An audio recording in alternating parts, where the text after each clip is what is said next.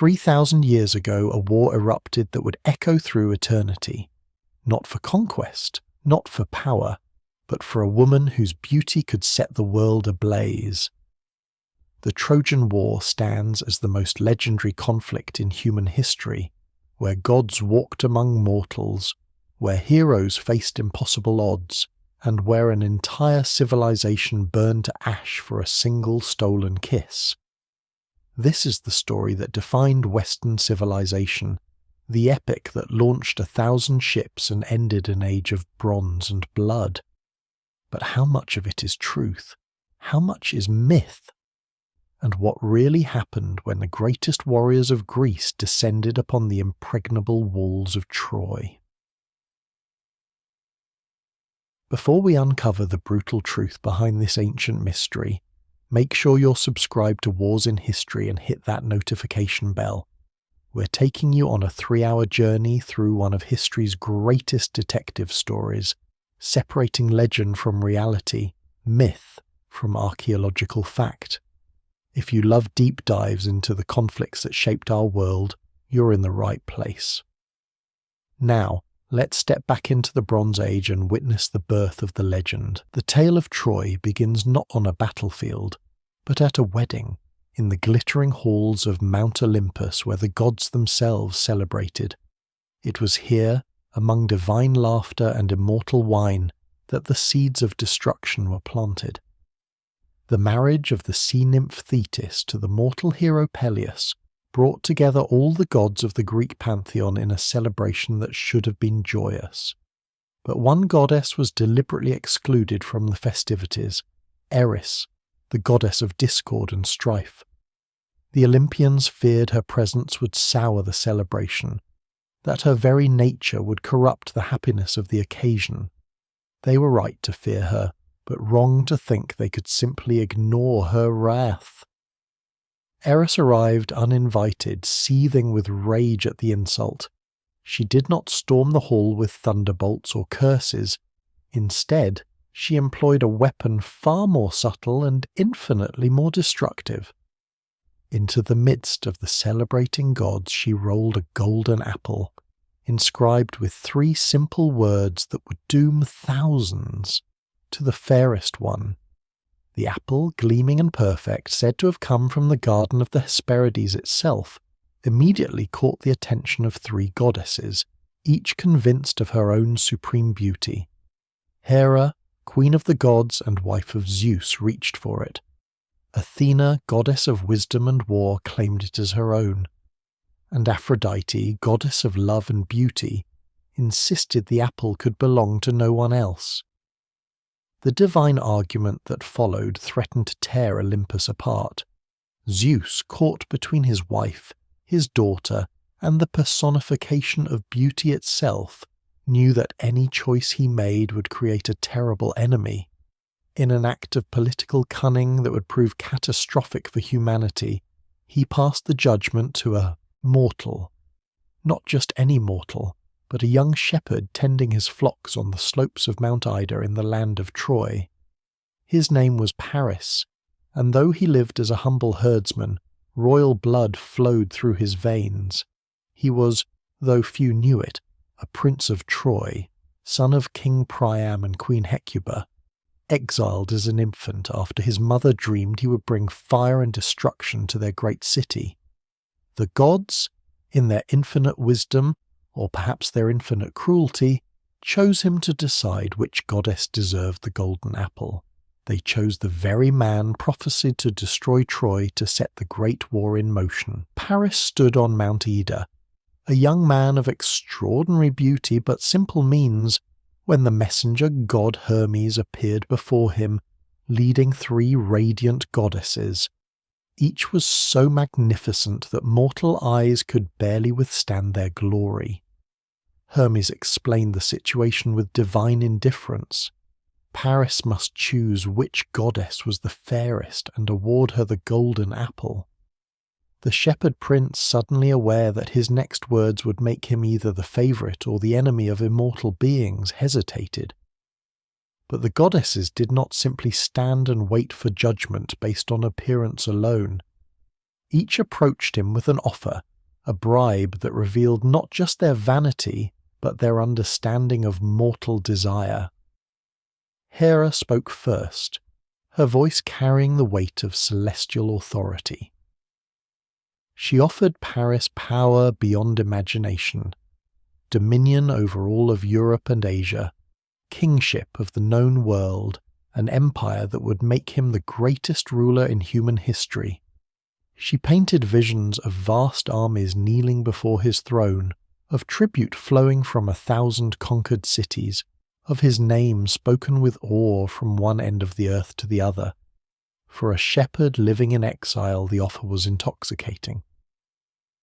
But Hera finished speaking and stepped back, and Athena moved forward. The grey-eyed goddess of wisdom offered something different: victory in all battles, strategic genius that would make him invincible in war, and wisdom that would eclipse all other mortals. She showed him visions of triumph, of enemies broken before his unmatched tactical brilliance, of his name remembered forever as the greatest warrior and general who ever lived. She offered glory eternal, won through martial supremacy and intellectual dominance. The shepherd who secretly dreamed of proving himself worthy of his royal heritage listened with growing excitement. But then Athena too stepped back, and Aphrodite glided forward with a smile that could melt bronze. The goddess of love did not offer abstractions like power or wisdom or glory. She offered something immediate, tangible and irresistible, the love of the most beautiful woman in the world, Helen of Sparta, wife of King Menelaus, a woman whose beauty was so legendary that her face was said to be a gift from the gods themselves.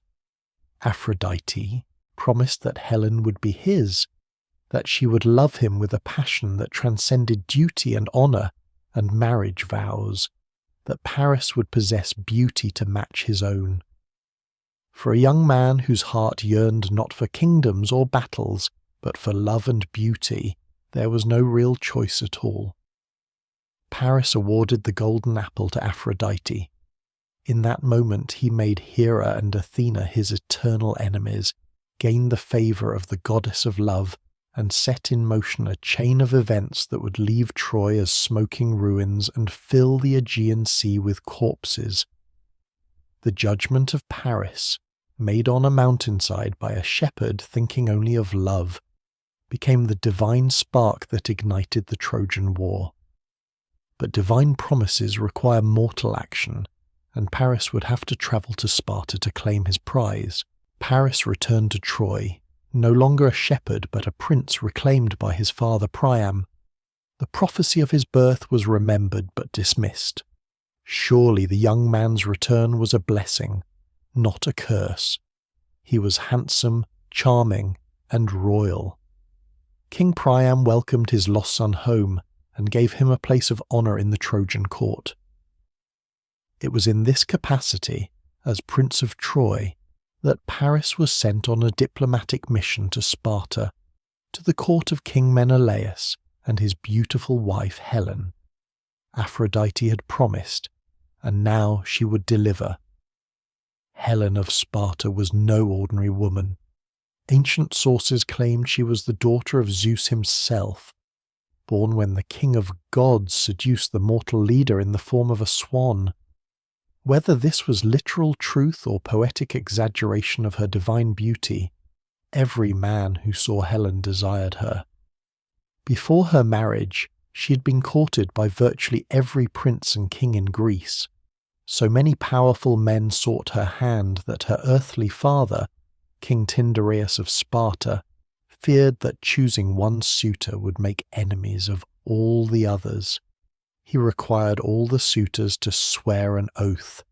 They would accept Helen's choice of husband, and more importantly, they would come to the aid of her chosen husband if anyone ever wronged him regarding the marriage.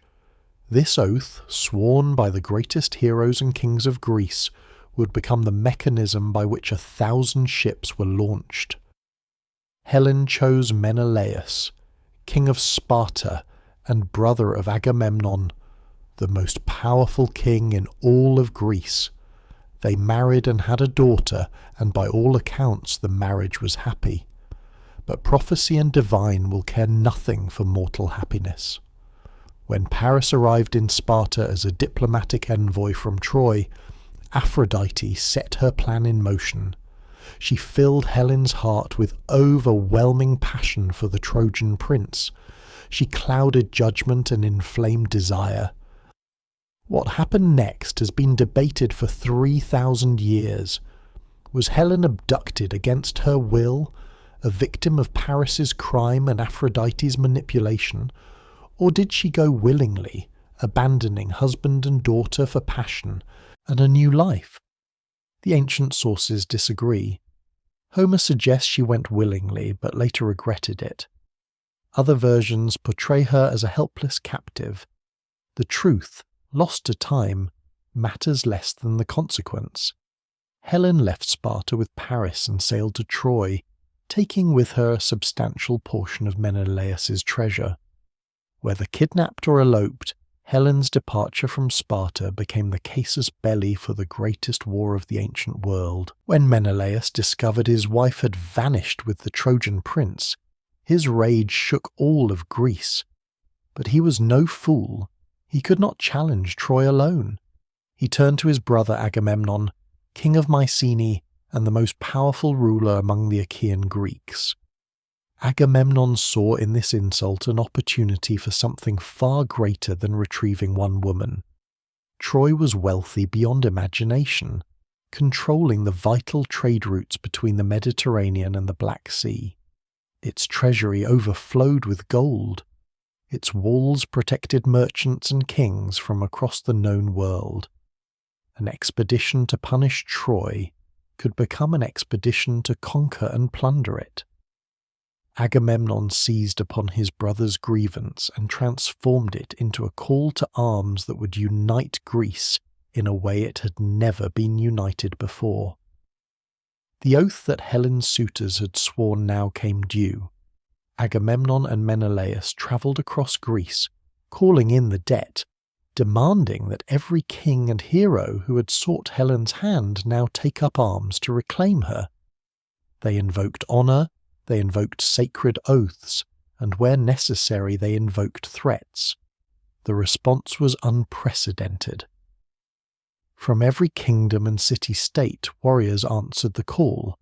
A fleet began to assemble at the port of Aulis, a gathering of ships and men that had never been seen before and would never be seen again in the Bronze Age world. The greatest heroes of Greece assembled for war. There was Odysseus, king of Ithaca, renowned for his cunning intelligence and silver tongue. He had tried to avoid the war by feigning madness, but Agamemnon had seen through the deception and forced him to honour his oath. There was Ajax the Great, son of Telamon, a giant of a man whose size and strength made him second only to one warrior in martial prowess. There was Diomedes of Argos, young but already feared for his prowess in battle. There was Nestor of Pylos, ancient even then, whose wisdom and experience made him valued as both warrior and counsellor. There was Patroclus, close companion and perhaps lover of the greatest warrior of all. And then there was Achilles, son of Peleus and the sea nymph Thetis, the same couple whose wedding had triggered this entire catastrophe. Achilles was not bound by the oath, as he had been too young to be among Helen's suitors. But prophecy hung over him as heavily as it hung over Paris. It was foretold that Achilles had a choice. He could live a long, peaceful life in obscurity, or he could go to Troy, win glory beyond any mortal and die young. His mother Thetis, knowing the prophecy, tried to hide him, disguising him as a woman among the daughters of King Lycomedes. But Odysseus, with characteristic cunning, discovered him and revealed his true nature. Achilles chose glory over life. He would go to Troy, he would become the greatest warrior of his age, and he would die there. but his name would echo through eternity.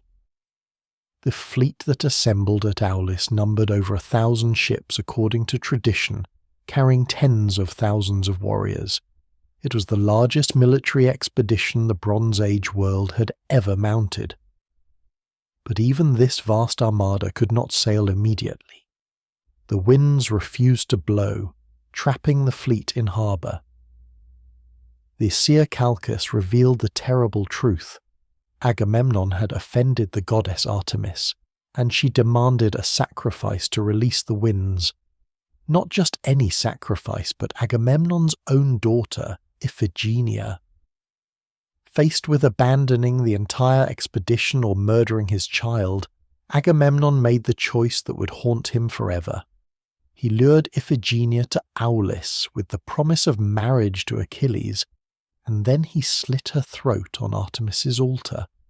Some versions say the goddess took pity and substituted a deer at the last moment, spiriting Iphigenia away to safety. But the wound to Agamemnon's family was mortal. His wife Clytemnestra would never forgive him, a rage that would lead to his murder upon his triumphant return from Troy.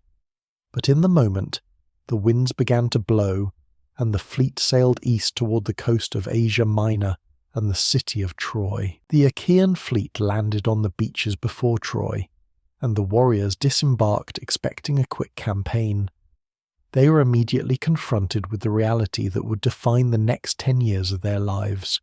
Troy was impregnable. The city rose on a high hill, surrounded by massive walls that seemed to touch the sky. These were not simple fortifications, but architectural marvels, so impressive that later Greeks would claim they were built by the gods Apollo and Poseidon themselves. The Scaean Gate, the main entrance to the city, was so well defended that no force could hope to storm it. The walls were thick enough to withstand any siege engine the Bronze Age world could devise. And inside those walls, Troy had cisterns and storehouses sufficient to outlast any blockade. The Trojans were not alone. Troy commanded alliances across Asia Minor and beyond. King Priam could call upon warriors from across his trading empire. The Trojans themselves were fierce fighters, led by Priam's eldest son Hector, a warrior whose skill nearly matched even Achilles. The Greeks settled in for what they expected would be a siege of months.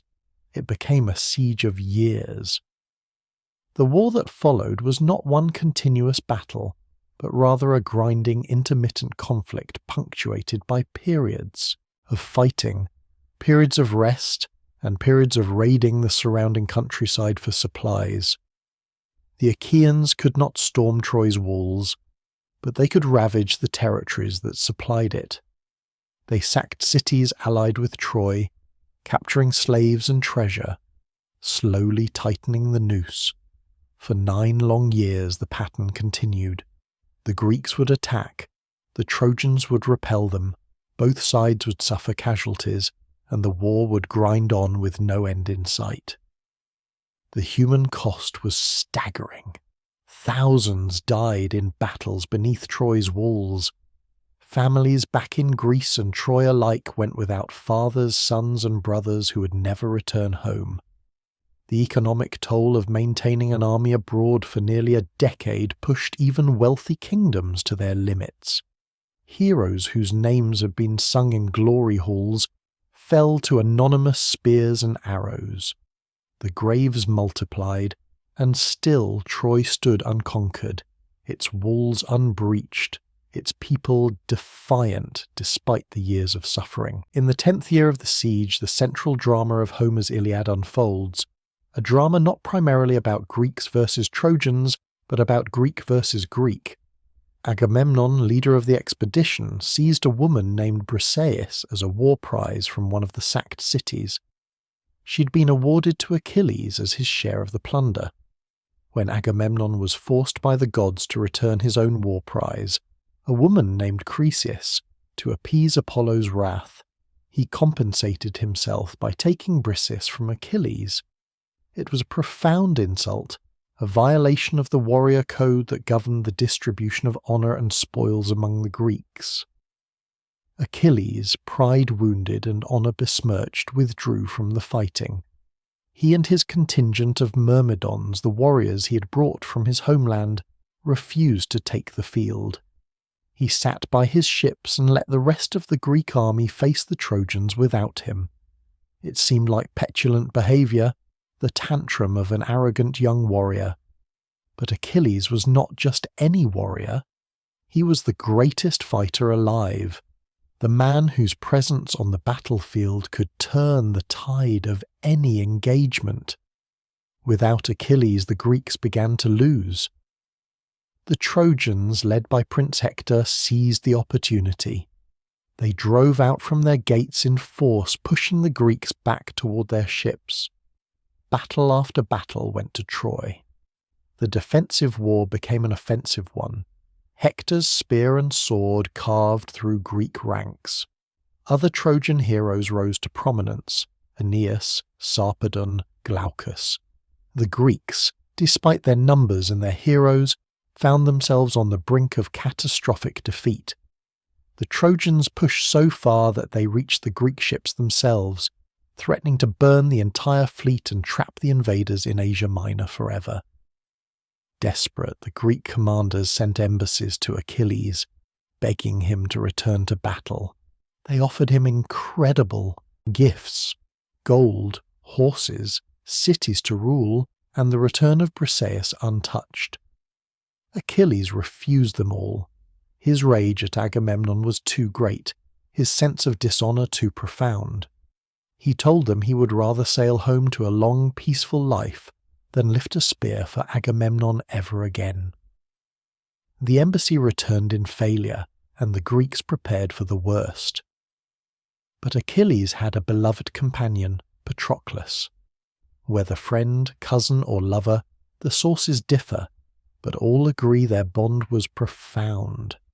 Patroclus could not stand by and watch the Greeks destroyed while Achilles nursed his wounded pride.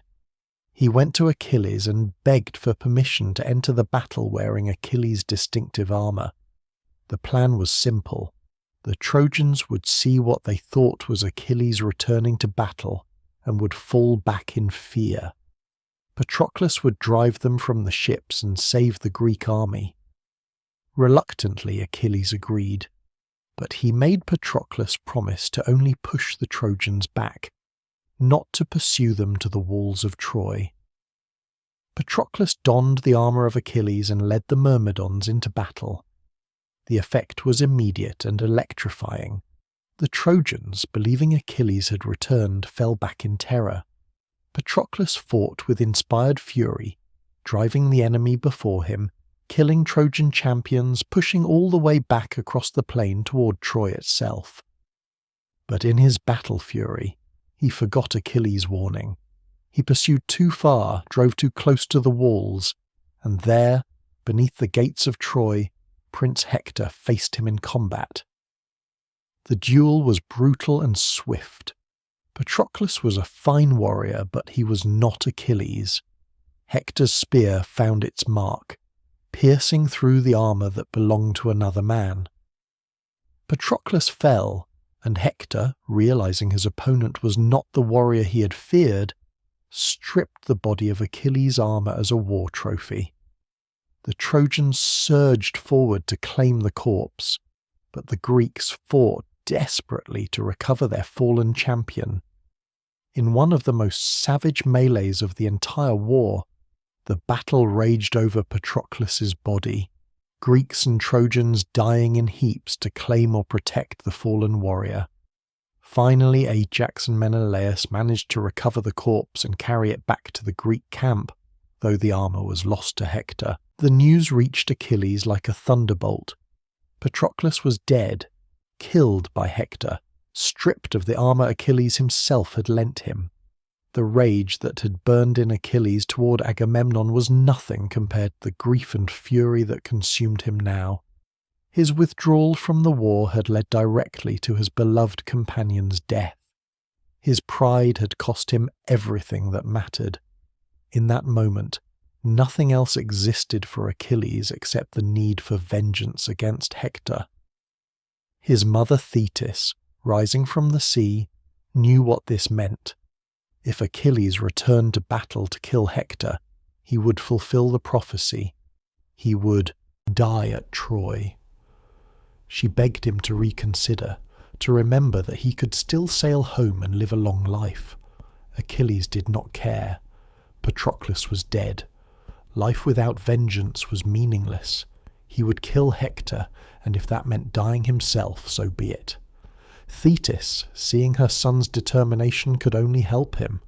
She went to Hephaestus, the smith god, and commissioned a new set of armour, the most magnificent ever forged, fit for the greatest warrior ever to live. When Achilles emerged from his tent wearing the god-forged armour, the very earth seemed to tremble. He reconciled with Agamemnon, accepting the offered gifts, but only because the quarrel no longer mattered to him. All that mattered was Hector. Achilles took the field like a force of nature. Trojans fell before him in waves. He killed so many that the river Scamander itself rose up against him, choked with corpses, the god of the river trying to stop the slaughter. Achilles fought the river god and would not be deterred. He cut through the Trojan ranks like a farmer harvesting wheat, and every step brought him closer to the walls of Troy and his ultimate prey. The Trojans fled in terror before Achilles' wrath, retreating behind their walls.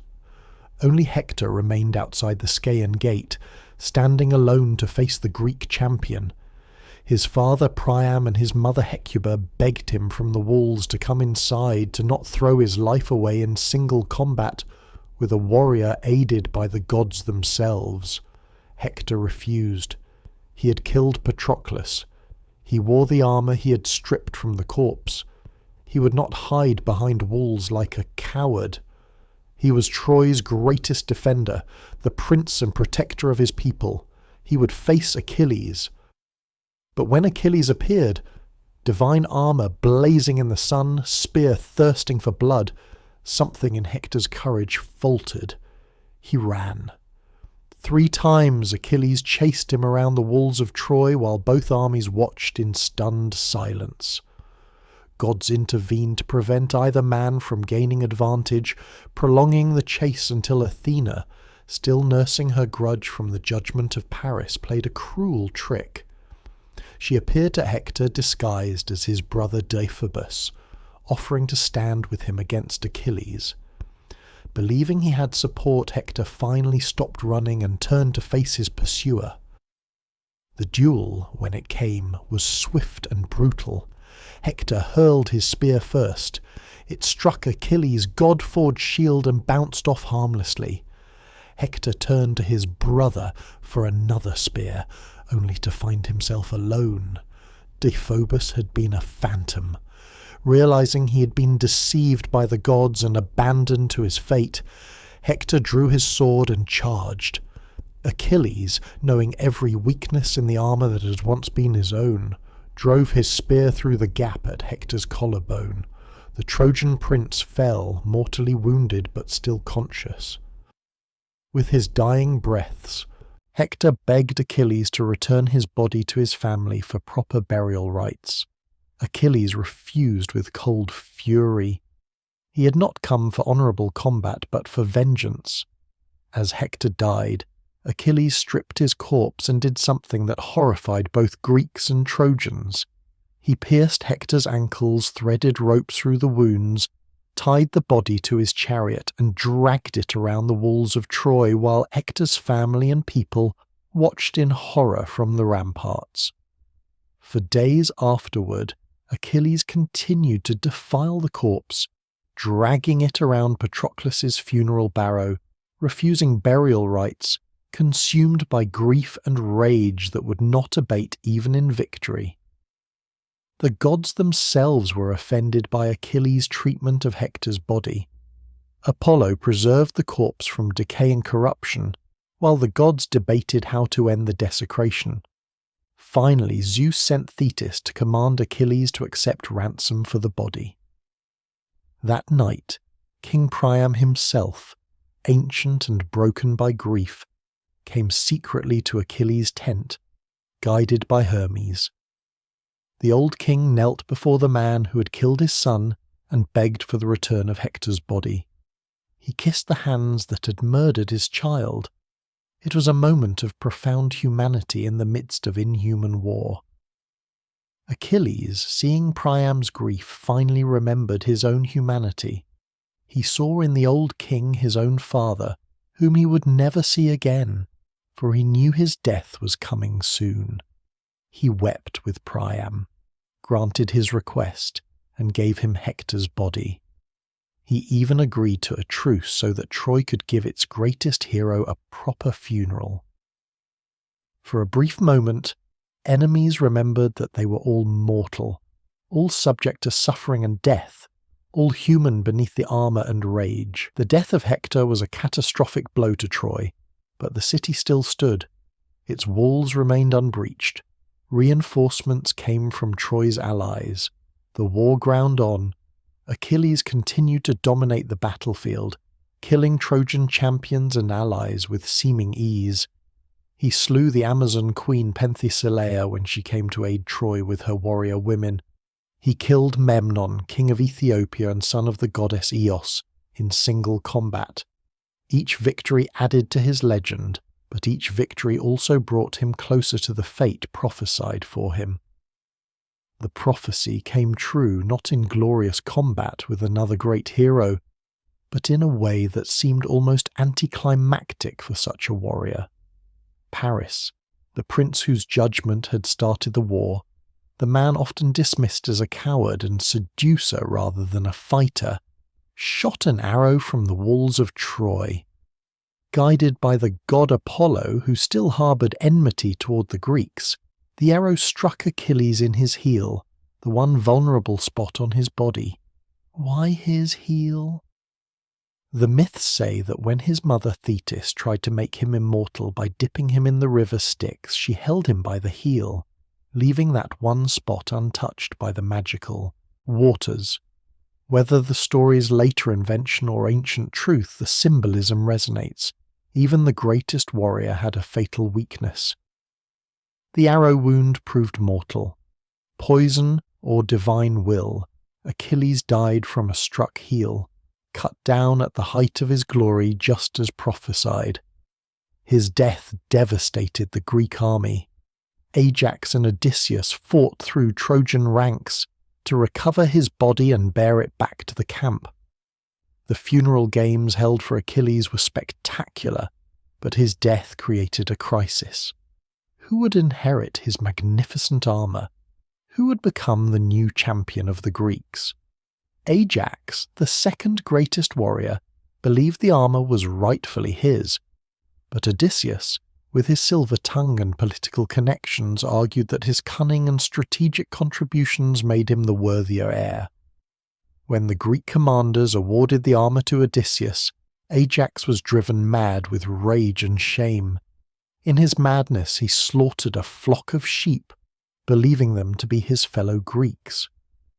When sanity returned and he realized what he had done, the humiliation was too great. Ajax, the mighty warrior, fell on his own sword.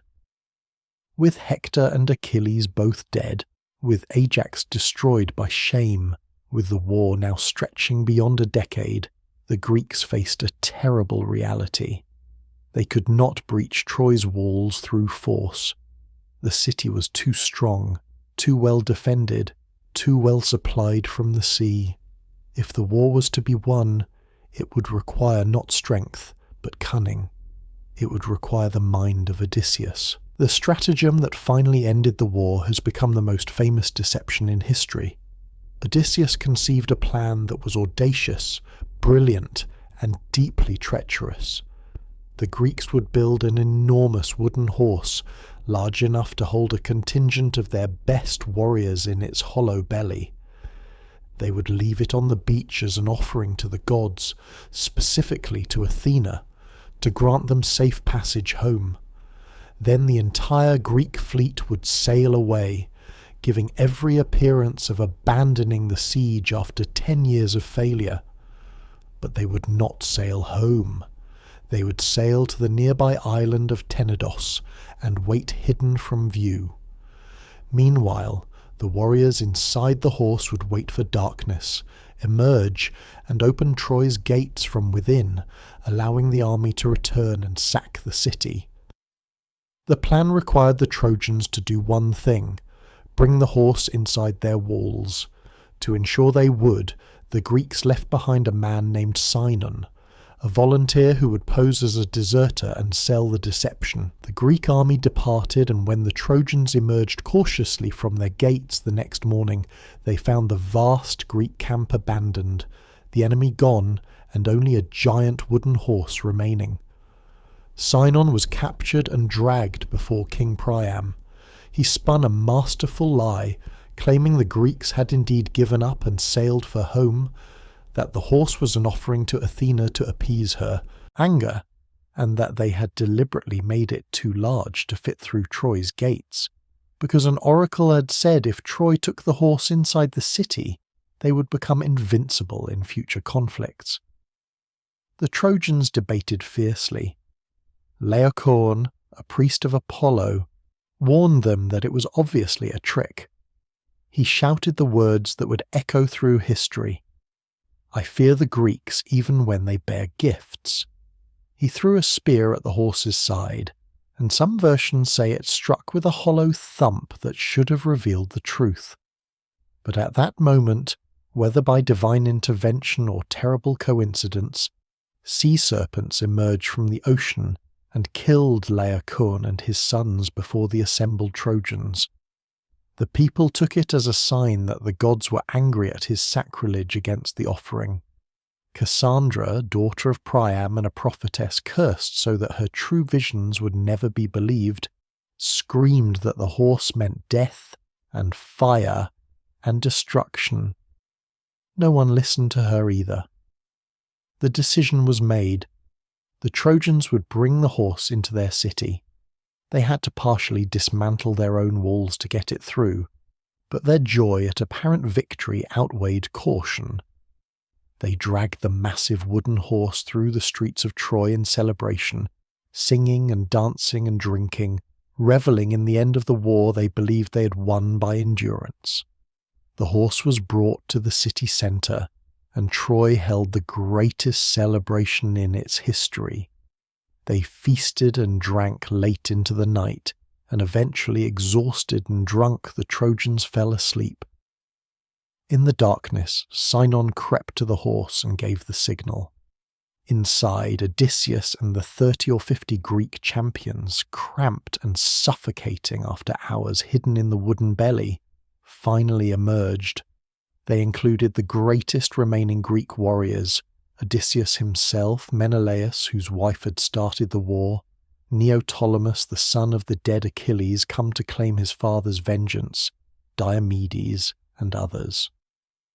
Silently they moved through the sleeping city and opened the gates. On the beach, the Greek fleet that had been hiding at Tenedos returned under cover of darkness. The full force of the Greek army poured into Troy. The slaughter that followed was absolute. The Trojans, roused from sleep, found their city already overrun by enemies. Some tried to fight, grabbing whatever weapons they could find, but drunk, disorganized, and taken by complete surprise, they stood no chance. The Greeks showed no mercy. 10 years of frustration, hardship, and death were unleashed in a single night of unrestrained violence. King Priam, the ancient ruler who had begged for his son Hector's body, was slaughtered on the altar of Zeus in his own palace. Neoptolemus killed him, showing no respect for the old king's age or sacred sanctuary. Priam's wife Hecuba, who had already lost Hector and now watched her husband murdered, was taken as a slave. The sons of Priam were hunted down and killed. Hector's young son Astyanax was hurled from the walls of Troy, murdered because the Greeks feared he might grow up to avenge his family. Hector's widow Andromache was claimed as a war prize by Neoptolemus. Cassandra, the prophetess whose warnings had gone unheeded, was raped by Ajax the Lesser in Athena's temple an act of sacrilege that would later bring divine punishment on the Greeks. And Helen, the woman whose abduction or elopement had caused the entire war? Menelaus found her. Some versions say he intended to kill her for her betrayal, but when he saw her beauty again, his anger melted. Others say she manipulated him with tears and apologies. Either way, Menelaus took Helen back, reclaiming his wife after 10 years and prepared to sail home to Sparta.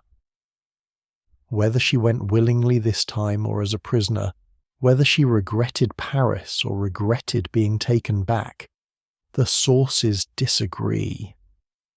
The city burned. Every building, every temple, every home was put to the torch. The Trojans who were not killed outright were enslaved. The wealth that had made Troy the envy of the Bronze Age world was plundered and divided among the Greek victors.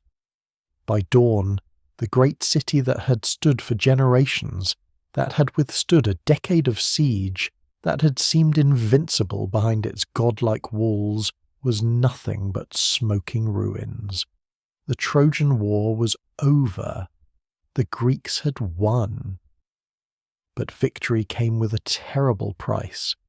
The journey home would prove almost as deadly as the war itself. Agamemnon would return to Mycenae only to be murdered by his wife Clytemnestra, still enraged over the sacrifice of Iphigenia 10 years before. Odysseus would spend another 10 years trying to reach his home of Ithaca.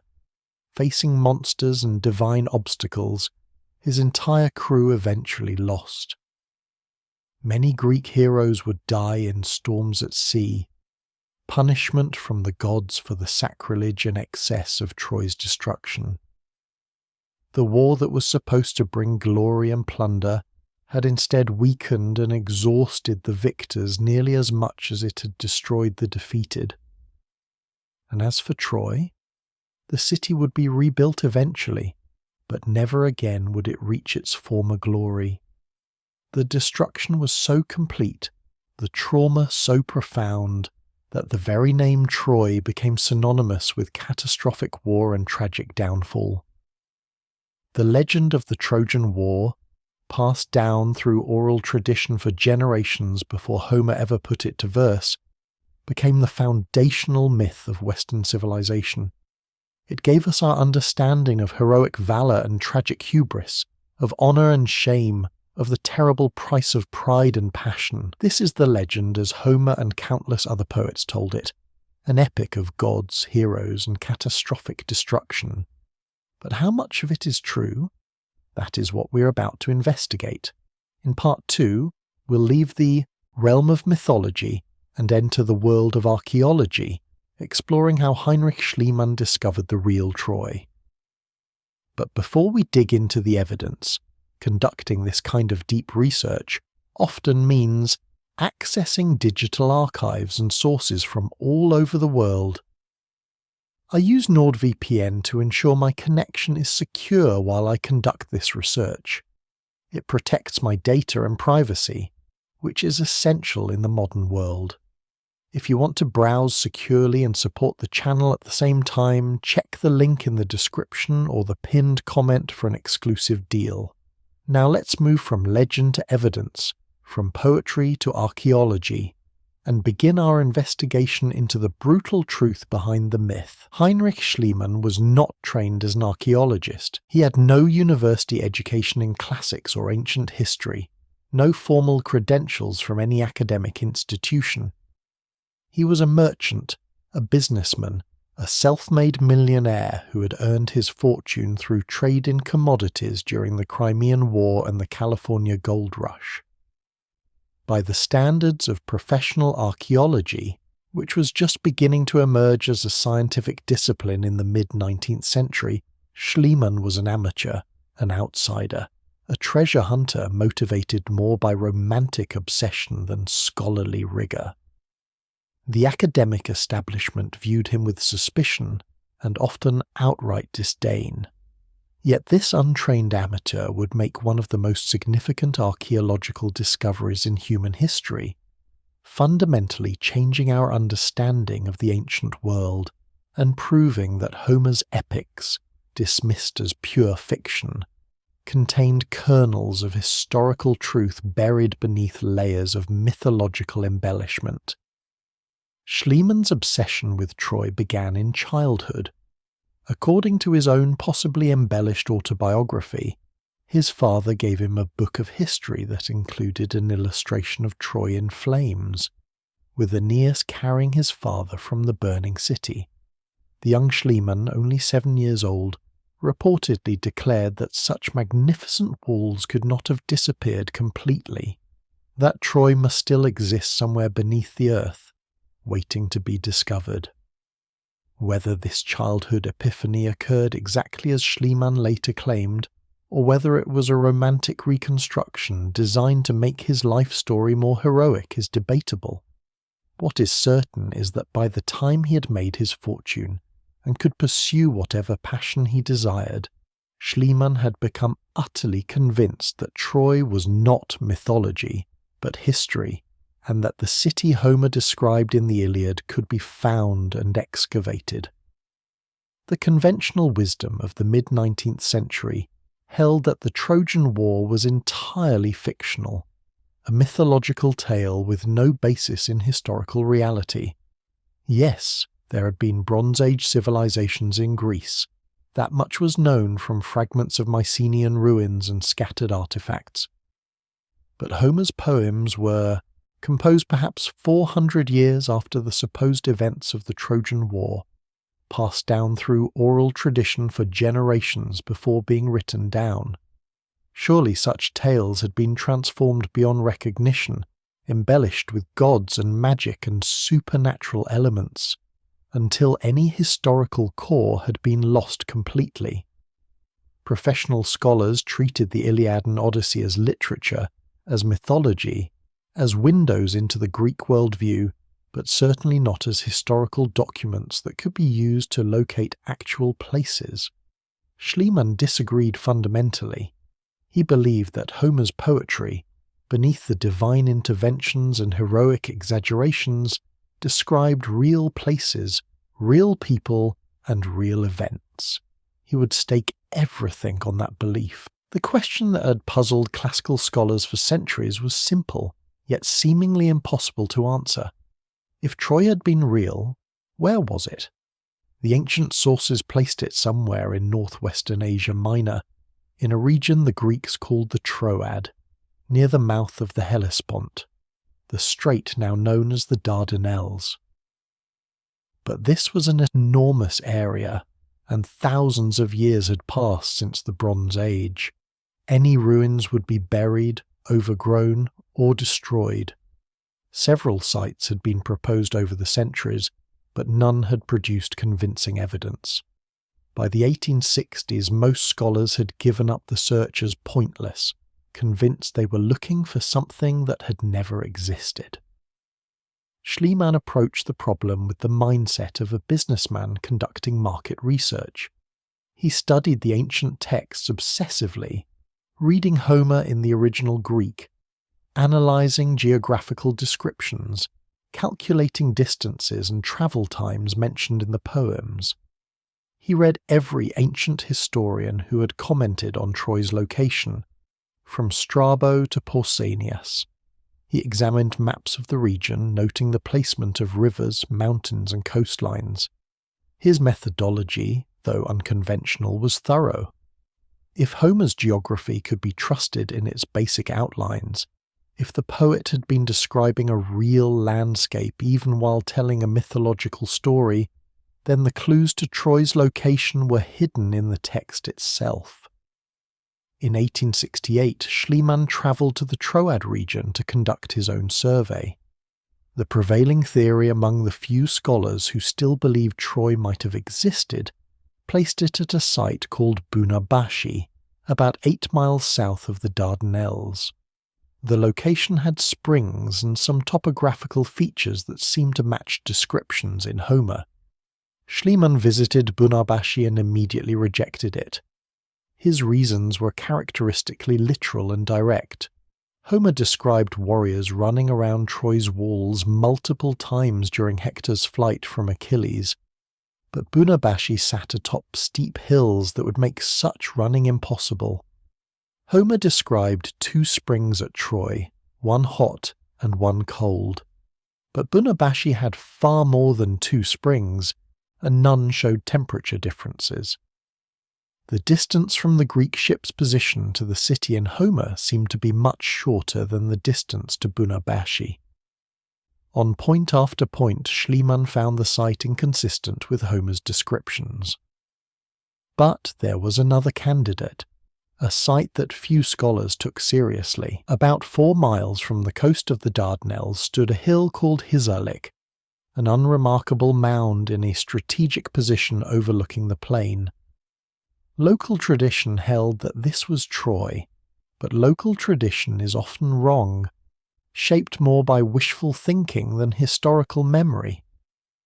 The hill had attracted some preliminary attention from an English expatriate and amateur archaeologist named Frank Calvert, who owned part of the land where Hisarlik stood.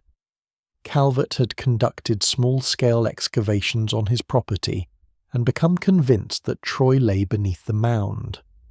But Calvert lacked the financial resources for a major excavation. He needed a wealthy patron willing to fund extensive digging. He needed someone obsessed enough to invest a fortune in what most scholars considered a fool's errand. Schliemann met Frank Calvert during his 1868 survey of the Troad. Calvert showed him the mound of Hisarlik, explained his theory, and shared the preliminary findings from his small excavations. Schliemann was initially skeptical. The mound seemed too small, too insignificant to be the site of Homer's mighty Troy. But as Calvert detailed his reasoning, showing how the topography matched Homer's descriptions, how the strategic location made sense for a city controlling trade through the Dardanelles, how the mound itself indicated layers of settlement built upon settlement, Schliemann became intrigued. He applied his analytical mind to Calvert's evidence and reached a conclusion. Hisarlik was worth excavating. If Troy existed anywhere, it existed here. In later years, after Schliemann became famous, he would minimize or even erase Calvert's role in the discovery, claiming sole credit for identifying the site. This intellectual theft would embitter Calvert for the rest of his life. But in 1870 the 2 men entered into a partnership. Calvert provided the knowledge and local expertise. Schliemann provided the money and the relentless drive to excavate on a scale never before attempted in the region. On April 9, 1870, Heinrich Schliemann began excavations at Hisarlik with a crew of local workers. His methods, by modern archaeological standards, were catastrophic. Schliemann was not interested in carefully documenting stratigraphic layers, in preserving context, in maintaining precise records of where each artifact was found. He was interested in finding Troy, specifically in finding the Troy of King Priam and the Trojan War. He wanted gold, jewels, royal treasures, physical proof that would silence his critics and vindicate his obsession. To reach what he believed would be the Bronze Age levels where Priam's Troy must exist, Schliemann employed a technique that would make modern archaeologists weep. He cut enormous trenches through the mound, removing layer after layer of settlement, discarding anything he deemed unimportant, driving down toward the bedrock. The destruction he caused was immense. Hisarlik was not a single city but a tell, an archaeological mound created by thousands of years of continuous habitation. Each time the city was destroyed by war, fire, or earthquake, survivors rebuilt on top of the ruins. Over centuries and millennia, the settlements stacked upon each other, creating a vertical timeline of human occupation. Each layer contained invaluable information about different periods of history, different cultures, different phases of Troy's long existence. Schliemann's brutal excavation methods obliterated much of this stratigraphic evidence. His deep trenches, designed to reach the oldest levels as quickly as possible, cut through later periods of occupation that he considered irrelevant to his quest for Priam's Troy. Roman-era ruins, Hellenistic period structures, earlier Bronze Age settlements, all were either carelessly removed or inadequately documented in his haste to go deeper. Yet despite his destructive methods, despite his lack of training, and his treasure hunter mentality, Schliemann made discoveries that stunned the archaeological world. As his workers dug through the mound, they revealed not one city but multiple cities, each built upon the ruins of its predecessor.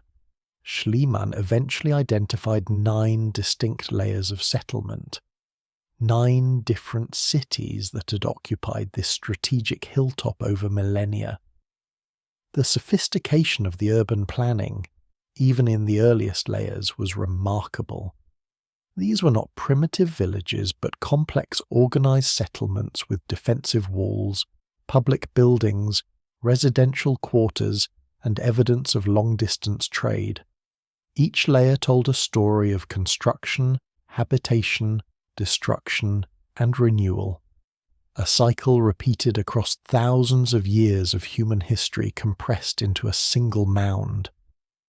Schliemann became convinced that the second layer from the bottom, which he labelled Troy II, was the city of King Priam, the Troy of the Trojan War. Troy II showed clear evidence of violent destruction by fire. The walls were massive and impressive, suggesting a wealthy and powerful city. The pottery and artifacts indicated a Bronze Age date. Everything seemed to fit Schliemann's expectations. He concluded that he had found Homer's Troy, the very city that had fallen to the Greeks after a 10-year siege. He was wrong.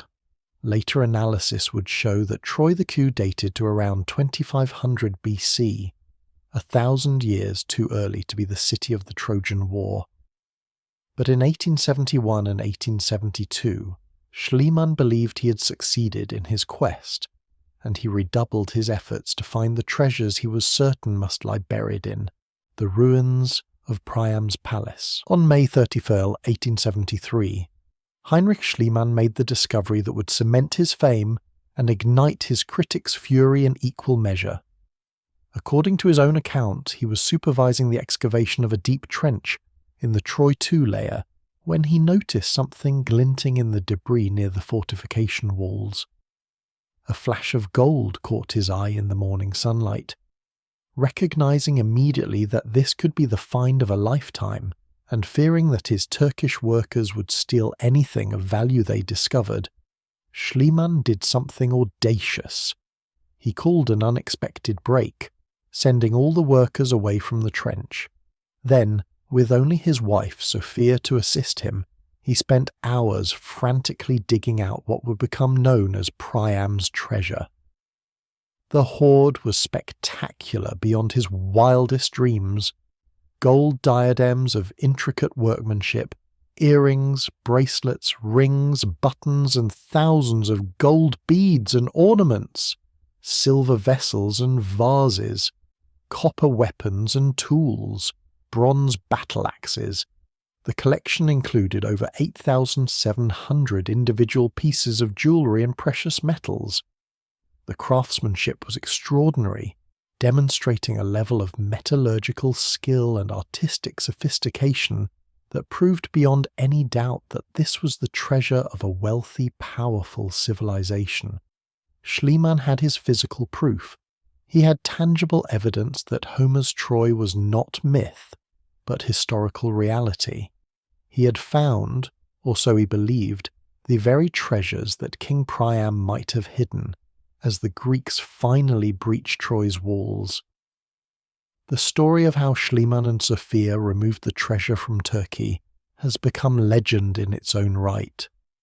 Ottoman law clearly stated that any archaeological finds were property of the state, to be housed in Turkish museums. Schliemann had signed agreements acknowledging this. but he had no intention of surrendering his treasure to Ottoman authorities. Various accounts, some probably embellished by Schliemann himself, describe an elaborate smuggling operation. One version claims that Sophia hid pieces of the treasure in her clothing, including in her undergarments, and walked through customs wearing a fortune in gold beneath her dress. Other versions involve secret shipments and bribes to local officials. The exact method remains uncertain, but the outcome is clear. Schliemann successfully smuggled Priam's treasure out of Turkey, first to Greece and eventually to Berlin. The Ottoman government was furious. They sued Schliemann for theft and violation of his excavation permits. Eventually a settlement was reached where Schliemann paid a fine, but he kept the treasure. He presented it to the Berlin Museum as a gift to the German people, and it went on display to enormous public acclaim. Photographs of Sophia Schliemann wearing the golden diadem and jewellery circulated widely, romanticising the discovery and turning both Heinrich and Sophia into celebrities. The academic establishment remained sceptical and critical of Schliemann's methods, but the public was entranced. Troy had been found. The legend was real. Homer had told the truth, or at least a version of it. Priam's treasure became one of the most famous archaeological discoveries of the 19th century. But even as Schliemann basked in his triumph, questions and doubts began to emerge. Other archaeologists who examined his trenches and studied his find spot descriptions became suspicious. The treasure seemed to contain artifacts of different styles and possibly different periods. Some scholars suggested that Schliemann had assembled the treasure from multiple finds over several days or weeks, combining separate discoveries into one sensational hoard to maximize its impact. Schliemann's notebooks and daily accounts contained inconsistencies about the exact date and circumstances of the discovery. Frank Calvert, who had been systematically excluded from credit and was growing increasingly bitter about Schliemann's self-promotion, raised doubts about the authenticity of some claims. The controversy would simmer for decades, never fully resolved. Modern consensus suggests that while there was indeed a substantial cache of artifacts found in the Troy II layer, Schliemann likely embellished the story, possibly combined multiple finds, and certainly exaggerated elements for dramatic effect. Even his famous photograph of Sophia wearing the treasure was staged. She had not even been at Hisarlik on the date he claimed to have found it. After the sensation of Priam's treasure, Schliemann continued excavations at Hisarlik intermittently over the following years, joined eventually by more professionally trained archaeologists who helped him document and interpret his findings with greater rigour. The picture that emerged was far more complex than Schliemann's original simple narrative of finding Priam's Troy. Hisarlik contained not just 2 or 3 settlement layers, but 9 major phases of occupation, each subdivided into multiple sub-phases, representing a staggering span of over 3,000 years of continuous habitation from approximately 3000 BC to 500 AD. Troyland, the earlier settlement dating to around 3000 BC, was a small fortified community of the early Bronze Age. Troy II, the layer Schliemann identified with Priam and where he found his treasure, was actually a prosperous trading city from around 2500 BC, far too early to be the Troy of the Trojan War. Troy III, Ho and V represented successively smaller and less impressive settlements during the Middle Bronze Age. Then came Troy VI, built around 1700 BC and developing into a major Late Bronze Age city. Troy VI had massive defensive walls, monumental architecture, and clear evidence of wealth and power. This was a city worthy of Homer's descriptions, a citadel that commanded respect and inspired legends. Troy Sixings was destroyed around 1300 BC, apparently by an earthquake based on the pattern of collapse and subsidence in the fortification walls. But the city was immediately rebuilt as Troy 7a, maintaining continuity with the earlier culture. Troy 7a shows something that Troy 6 does not: clear evidence of violent destruction by warfare around 1180 BC. The entire city burned in a massive conflagration. Human remains were found in the destruction debris, suggesting the inhabitants had no time to flee or properly bury their dead. The archaeological evidence points to a sudden, catastrophic attack that overwhelmed the city's defences. The date, around 1180 BC, falls within the period when ancient tradition placed the Trojan War. The evidence of destruction by fire and warfare matches the descriptions in Homer. If there was a historical Trojan War, if a real military conflict inspired the myths and legends that Homer later wove into epic poetry, the most likely candidate is the destruction of Troy 7a. Later excavations in the 1930s by Carl Blegen and in the 1990s by Manfred Kaufmann revealed even more about Late Bronze Age Troy. The city was far larger than Schliemann had realized. His excavations had focused on the citadel, the fortified hilltop where the palace and most important building stood. But archaeological surveys using modern techniques discovered evidence of a substantial lower town surrounding the citadel, protected by an elaborate defensive system of ditches and palisades.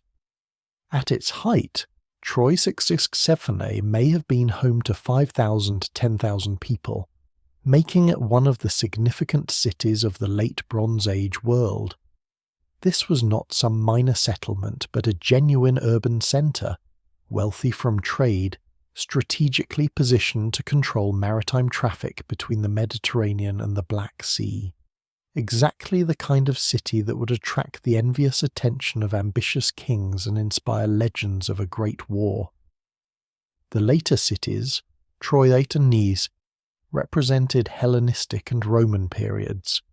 The Greeks and Romans who settled at the site in later centuries were fully aware of the legendary associations. They built temples to Athena and made Ilion, as they called the later city, a pilgrimage site where visitors came to honour the heroes of the Trojan War. Alexander the Great himself reportedly visited the site before his conquest of Persia, paying homage to Achilles at what was believed to be his tomb. This continuity of tradition, the fact that ancient Greeks and Romans themselves believed this location was Homer's Troy, adds weight to the identification. The later inhabitants were much closer in time to the Bronze Age events, and may have preserved genuine local traditions about the site's importance. While Schliemann was excavating at Hisarlik in the 1870s and 1880s, another archaeological revolution was occurring hundreds of miles to the east. Scholars were beginning to decipher the cuneiform tablets found at Boğazkale in central Turkey, the site of Hattusa, capital of the ancient Hittite Empire. The Hittites had been mentioned in the Bible, but were otherwise lost to history until the rediscovery of their capital and archives in the late 19th century. As the Hittite language was decoded and thousands of clay tablets were translated, an entire forgotten empire emerged from obscurity. The Hittites had been the dominant power in Asia Minor during the Late Bronze Age, contemporary with Mycenaean Greece and Egypt's New Kingdom. Their diplomatic correspondence, military records and treaty documents provided an entirely independent source of information about the Bronze Age world. Among the Hittite texts, translators began to notice recurring references to a region called Wilusa and a people called the Ahhiyawa. The names seemed strange, foreign even by ancient standards, suggesting they were Hittite attempts to render foreign names in their cuneiform script. Scholars debated the identifications for decades, but gradually a consensus emerged. Ahhiyawa appeared to be the Hittite name for the Achaeans, the term Homer uses for the Greeks who fought at Troy. Linguistic analysis showed that Ahhiyawa could plausibly derive from Achaean, accounting for how the name would sound filtered through Hittite phonology and cuneiform writing conventions, and Wilusa. That appeared to be the Hittite rendering of Ilios, the ancient Greek name for Troy. The implications were staggering. If these identifications were correct, the Hittite archives provided independent contemporary documentation of interactions between the Greeks and Troy during precisely the period when the Trojan War supposedly occurred. These were not myths or legends passed down through oral tradition for centuries. These were bureaucratic records, diplomatic correspondence, and military reports written by Hittite scribes during the Late Bronze Age. They were as close to objective historical documentation as one could hope to find for events that occurred over 3,000 years ago. A letter from a Hittite king, probably Hattusili III, who ruled around 1267–1237 BC. To the king of Ahhiyawa mentions Wilusa as having been a point of contention between the two powers. The Hittites considered Wilusa one of their vassal states in the Arzawa lands of western Anatolia, but clearly the Ahhiyawa, the Greeks, also had interests in the region. Earlier documents describe a rebellion in Wilusa around 1400 BC that the Hittites suppressed. A treaty between a Hittite king and a ruler of Wilusa named Alexandru survives in the archives. Alexandru might be the Hittite rendering of Alexandros, the alternative name for Paris, Prince of Troy. The treaty invokes a god the Wilusans called a Paliunas, which scholars recognize as likely a form of Apollo, the Greek god who in Homer's Iliad protects the Trojans. Even if this Alexandru was not the specific Paris of legend, the linguistic and cultural connections are remarkable. Other Hittite texts mention military conflicts in the western regions where Wilusa was located. References to unrest, warfare, and changing political allegiances appear in documents from the 13th and early 12th centuries BC, precisely the period when Troyth-Seven was destroyed. One fragmentary text describes a disagreement between the Hittite king and someone described as Lord of Wilusa over the treatment of Ahhiyawan captives or refugees, suggesting direct Greek-Trojan conflict that had drawn Hittite attention. The picture that emerges is of a contested frontier region where Hittite, Greek, and local Anatolian interest collided, where political allegiances shifted, and where warfare was not uncommon. This is the geopolitical reality that could easily have given rise to the legends of the Trojan War. The Hittite evidence does not prove that the specific events described in Homer's Iliad occurred. There is no Hittite tablet that mentions Helen, Achilles, or a wooden horse, but the tablets do prove beyond reasonable doubt that Greeks and Trojans were in contact and occasionally in conflict during the Late Bronze Age, that Troy was a significant enough city to attract the attention of great powers, and that the geopolitical situation was conducive to exactly the kind of international war that Greek legend describes. The Hittite archives transform the Trojan War from pure mythology into plausible history, from a poet's invention into a possible real event that was later mythologized through generations of oral tradition. We've now moved from complete skepticism about Troy's existence to overwhelming evidence that it was a real, powerful, Bronze Age city that was violently destroyed around the time Greek legend says the Trojan War occurred. The myth is colliding with archaeological reality, and the picture gets even more fascinating as we dig deeper. In Part 3, we're going to reconstruct what the actual war would have looked like, stripping away the gods and magic to reveal the brutal, grinding reality of ancient warfare. Speaking of that reality, Nothing represents the discipline and the sheer weight of ancient combat quite like the heavy infantry line. I wanted to capture that feeling of an unbreakable wall of bronze and iron, so I've released a new design for the channel called the Phalanx Wall. It's available now on t-shirts and mugs in the store shelf right below this video. It's a great way to support the channel while paying tribute to the warriors of the ancient world. Now, let's return to the timeline and discover what war really looked like in the Age of Bronze and Blood. Strip away the gods, remove the divine armor forged by Hephaestus, erase the supernatural interventions, and what remains is a far more brutal and primitive reality. The Trojan War, if it happened, occurred in the late Bronze Age, a world fundamentally different from the ironclad armies of the later Greek history. Bronze, the metal that defined this entire era, was revolutionary for its time but severely limited compared to what would come later. An alloy of copper and tin, bronze transformed human warfare when it first appeared around 3000 BC. But by the time of Troy's destruction around 1180 BC, Bronze Age technology had reached both its zenith and its inherent limitations. Bronze weapons were harder than the copper implements that preceded them, capable of holding a sharper edge than stone and more durable than wood. A bronze sword could cut through flesh and bone with devastating efficiency. A bronze spearhead could pierce leather and even some forms of armor. But bronze had critical weaknesses that shaped every aspect of how Bronze Age warriors fought and died. The metal was relatively soft compared to iron, which would replace it within a few centuries.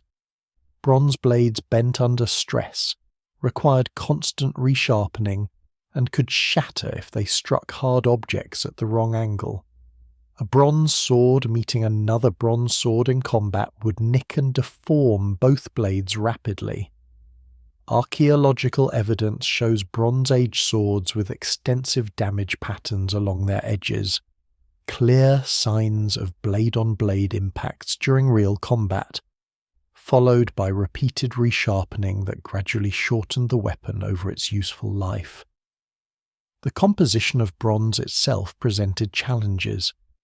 Copper was relatively abundant in the Mediterranean world, found in Cyprus, Spain, and various Aegean islands, but tin, the other essential component, was rare and had to be imported from distant sources, possibly as far away as Afghanistan or Cornwall in Britain. This made bronze expensive and strategically vulnerable. A kingdom cut off from tin supplies could not replace damaged weapons or equip new soldiers.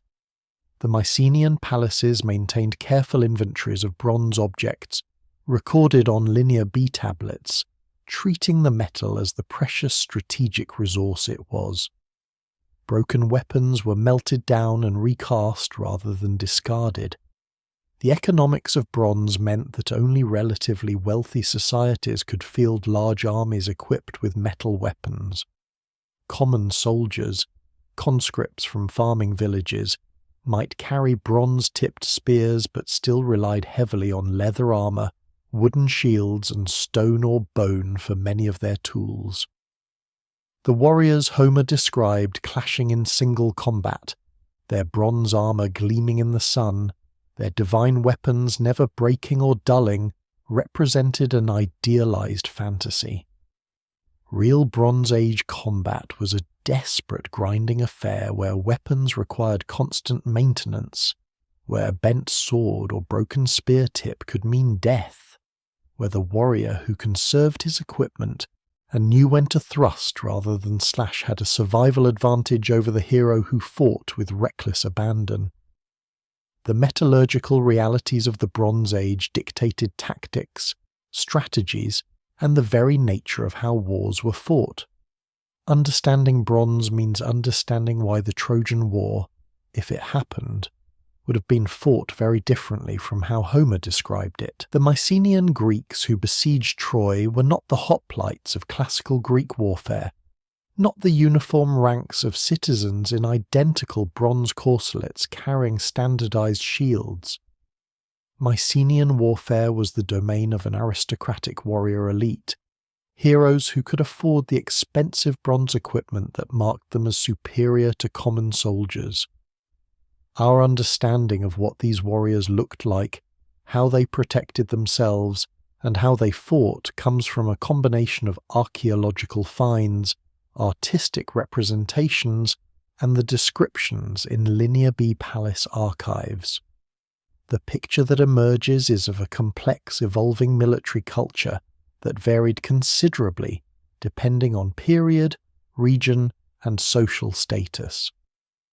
The most spectacular archaeological evidence for Mycenaean armour comes from a tomb at Dendra in the Argolid, excavated in 1960 by Swedish archaeologists. The Dendra panoply, dating to around 1400 BC, represents the most complete suit of Bronze Age armour ever discovered and fundamentally changed how scholars understood Mycenaean warfare. The armour consists of multiple bronze plates designed to encase the warrior's entire torso. A breastplate and backplate protected the chest and back, held together by leather straps and bronze fittings. 6 additional curved plates hung from the bottom of the cuirass to protect the lower torso and upper thighs without restricting movement. Shoulder guards protected the vulnerable areas around the neck and shoulders. Additional pieces protected the throat, a spot where warriors were particularly vulnerable. The entire assemblage, when properly fitted, transformed the wearer into something like a medieval knight, encased in metal from neck to mid-thigh. For decades after its discovery, scholars assumed the Dendra armour was ceremonial, too heavy and restrictive for actual combat. The conventional wisdom held that no warrior could fight effectively while wearing such cumbersome protection. But in 2024, modern experimental archaeology challenged this assumption. Researchers created accurate replicas of the Dendra armour and recruited volunteers from the Greek military to wear it during simulated Bronze Age combat exercises. The results were startling. Yes, the armour was heavy, weighing approximately 15 to 18 kilograms. But properly fitted, it distributed its weight effectively across the shoulders and hips. The volunteers wearing replica armour could fight for extended periods, performing spear thrusts, sword strikes, and defensive manoeuvres without significant impairment. They could move, bend, and even run short distances. The armour provided extraordinary protection against Bronze Age weapons, making the wearer nearly invulnerable to spear thrusts or sword cuts to the torso. The experiment suggested that elite Mycenaean warriors wearing such armour could have dominated Bronze Age battlefields, their protection giving them enormous advantages in close combat. However, the Dendra panoply and similar full bronze armour was certainly rare, restricted to the wealthiest aristocrats and palace champions.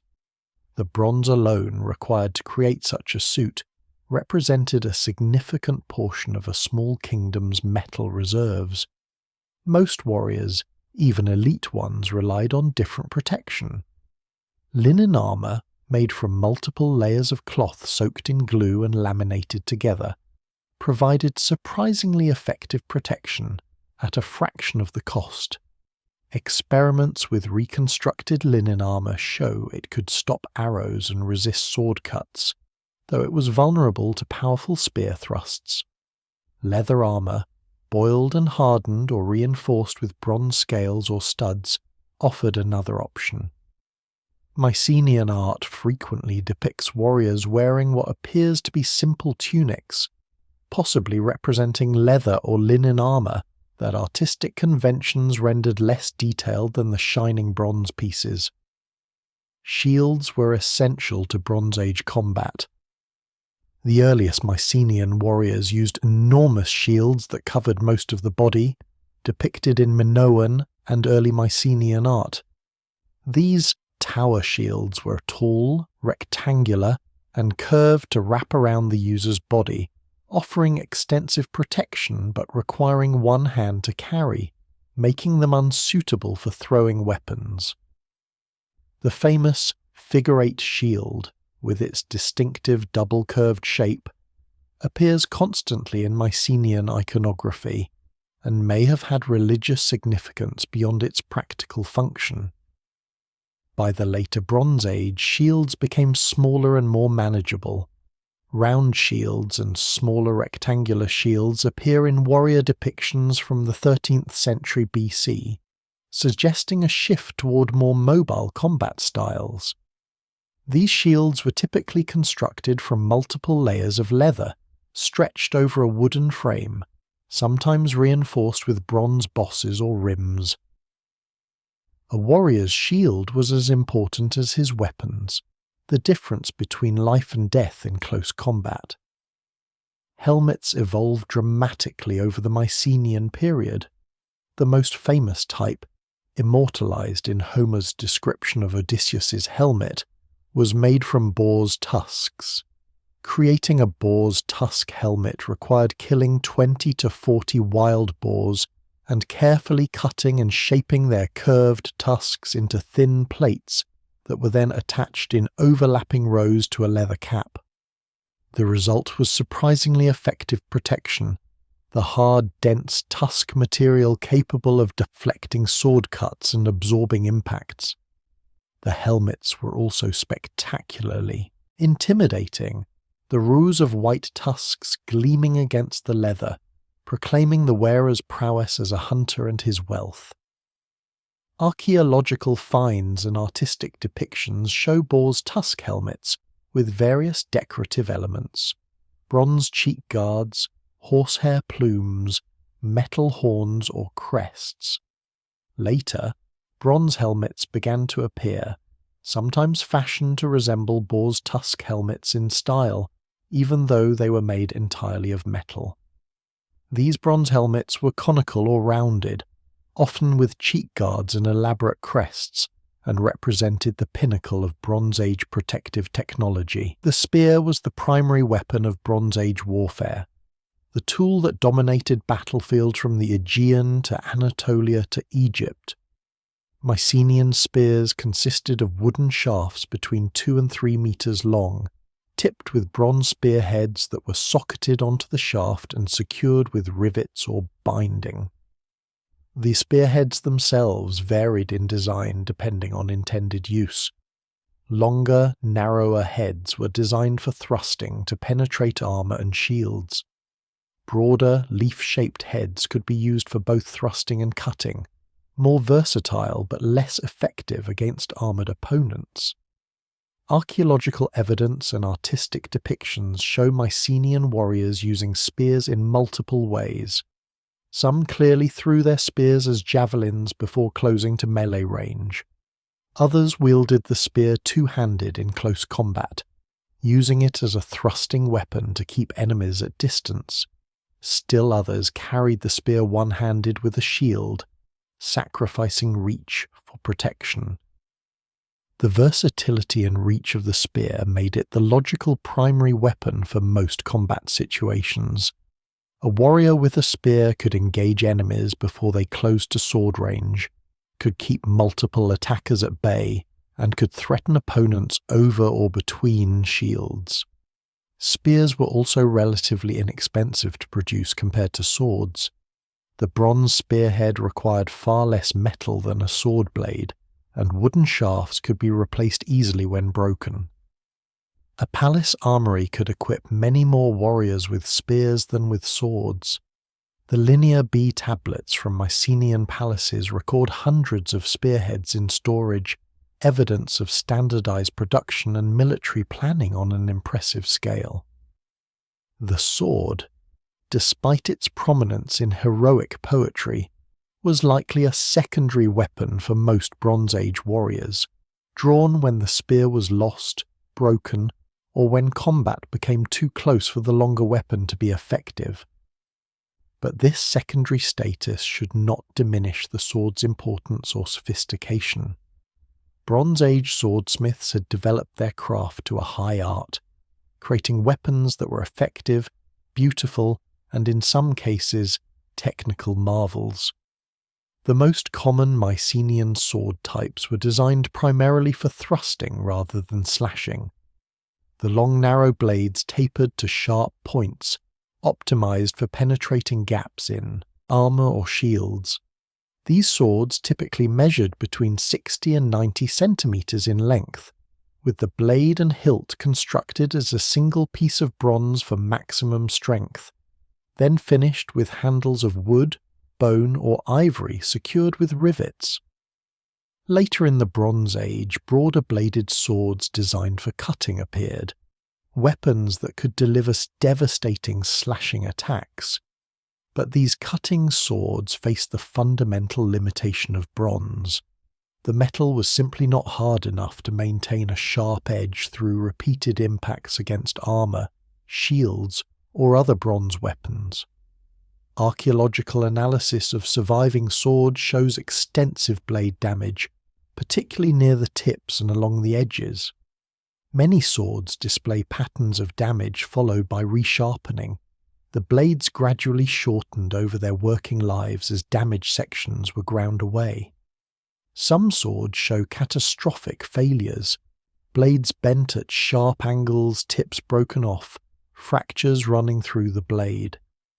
These damaged weapons were sometimes buried with their owners, suggesting they had failed in the warrior's final battle, or they were deposited as offerings, battlefield trophies dedicated to the gods. Daggers occupied an important niche in the warrior's arsenal, serving both as backup weapons and as tools for close-quarters fighting. Mycenaean daggers ranged from simple utilitarian blades to extraordinary works of art.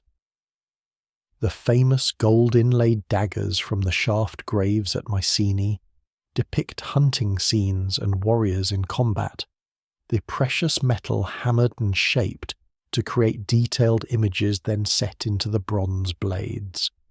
These ceremonial weapons demonstrate the symbolic importance of weapons to Mycenaean culture, where a warrior's arms were marks of status and identity, buried with him as essential equipment for the afterlife. Bows and arrows provided ranged weapons capability, though archery seems to have been less emphasized in Mycenaean warfare than in contemporary Near Eastern armies. Artistic depictions show relatively few archers compared to spear and sword fighters. The bows were composite designs, constructed from wood, horn, and sinew laminated together to create powerful weapons capable of penetrating armor at close range. Bronze arrowheads survive in large numbers from Mycenaean sites, ranging from simple triangular points to elaborate barbed designs. Some warriors clearly specialized in archery, but the typical Mycenaean hero was a close combat specialist, his status tied to his willingness to face enemies face to face rather than at distance. No element of Bronze Age warfare has generated more scholarly debate than the role of the chariot.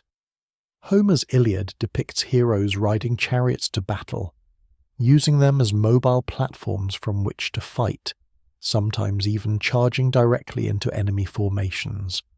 For centuries, readers and scholars took these descriptions at face value, imagining Bronze Age battlefields dominated by chariot charges, armoured warriors crashing into infantry formations like ancient tanks. But archaeological evidence, comparative studies of other Bronze Age cultures, and practical experiments with reconstructed chariots have revealed a more complex and more interesting reality.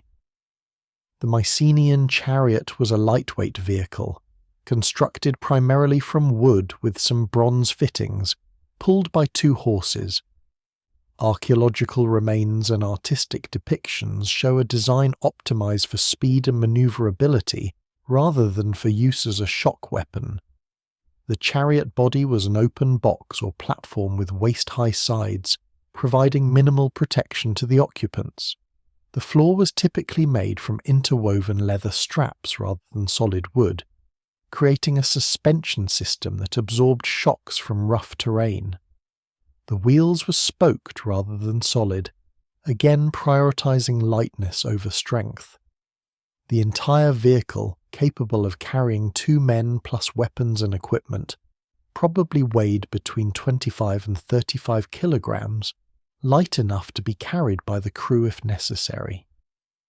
These design characteristics tell us what Mycenaean chariots were not built for. They were not platforms for charges into packed infantry formations. A lightweight chariot, even at speed, would be destroyed by collision with a mass of spear-wielding infantry. The horses would balk at charging into a wall of pointed weapons. The occupants would be thrown from the chariot by impact or dragged from it by enemies. The famous chariot charges described in Homer, while dramatic, do not reflect Bronze Age military reality. So how were chariots actually used? The most convincing interpretation, supported by Linear B records, Hittite military texts, and Egyptian artistic depictions of battle, is that Bronze Age chariots served primarily as battlefield taxis and mobile archery platforms. Elite warriors rode chariots to advantageous positions on the battlefield, dismounted to fight on foot, and used the chariot to reposition or retreat as needed. This mounted infantry role explains many otherwise puzzling elements of Bronze Age warfare. It explains why Linear B tablets record hundreds of chariots at some palaces, but not the thousands that a true chariot-based military doctrine would require. It explains why artistic depictions often show warriors standing beside their chariots, rather than fighting from them. It explains how heroes in Homer's Iliad constantly seem to be mounting, dismounting, and remounting their chariots depending on the tactical situation. The chariot gave elite warriors enormous advantages in mobility and prestige without requiring them to develop the specialized skills of true chariot warfare that Near Eastern armies had mastered. A Mycenaean hero could use his chariot to arrive fresh at the crucial point in battle, while common infantry trudged across the battlefield on foot.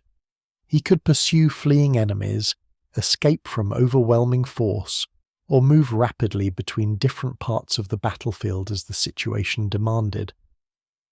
The chariot also marked him unmistakably as an aristocrat, a member of the warrior elite who could afford to maintain horses and vehicles. The Linear B tablets record not just chariots, but also the extensive support infrastructure required. Chariot wheels in storage, spare parts, horse harnesses, the palace officials responsible for maintaining the chariot fleet.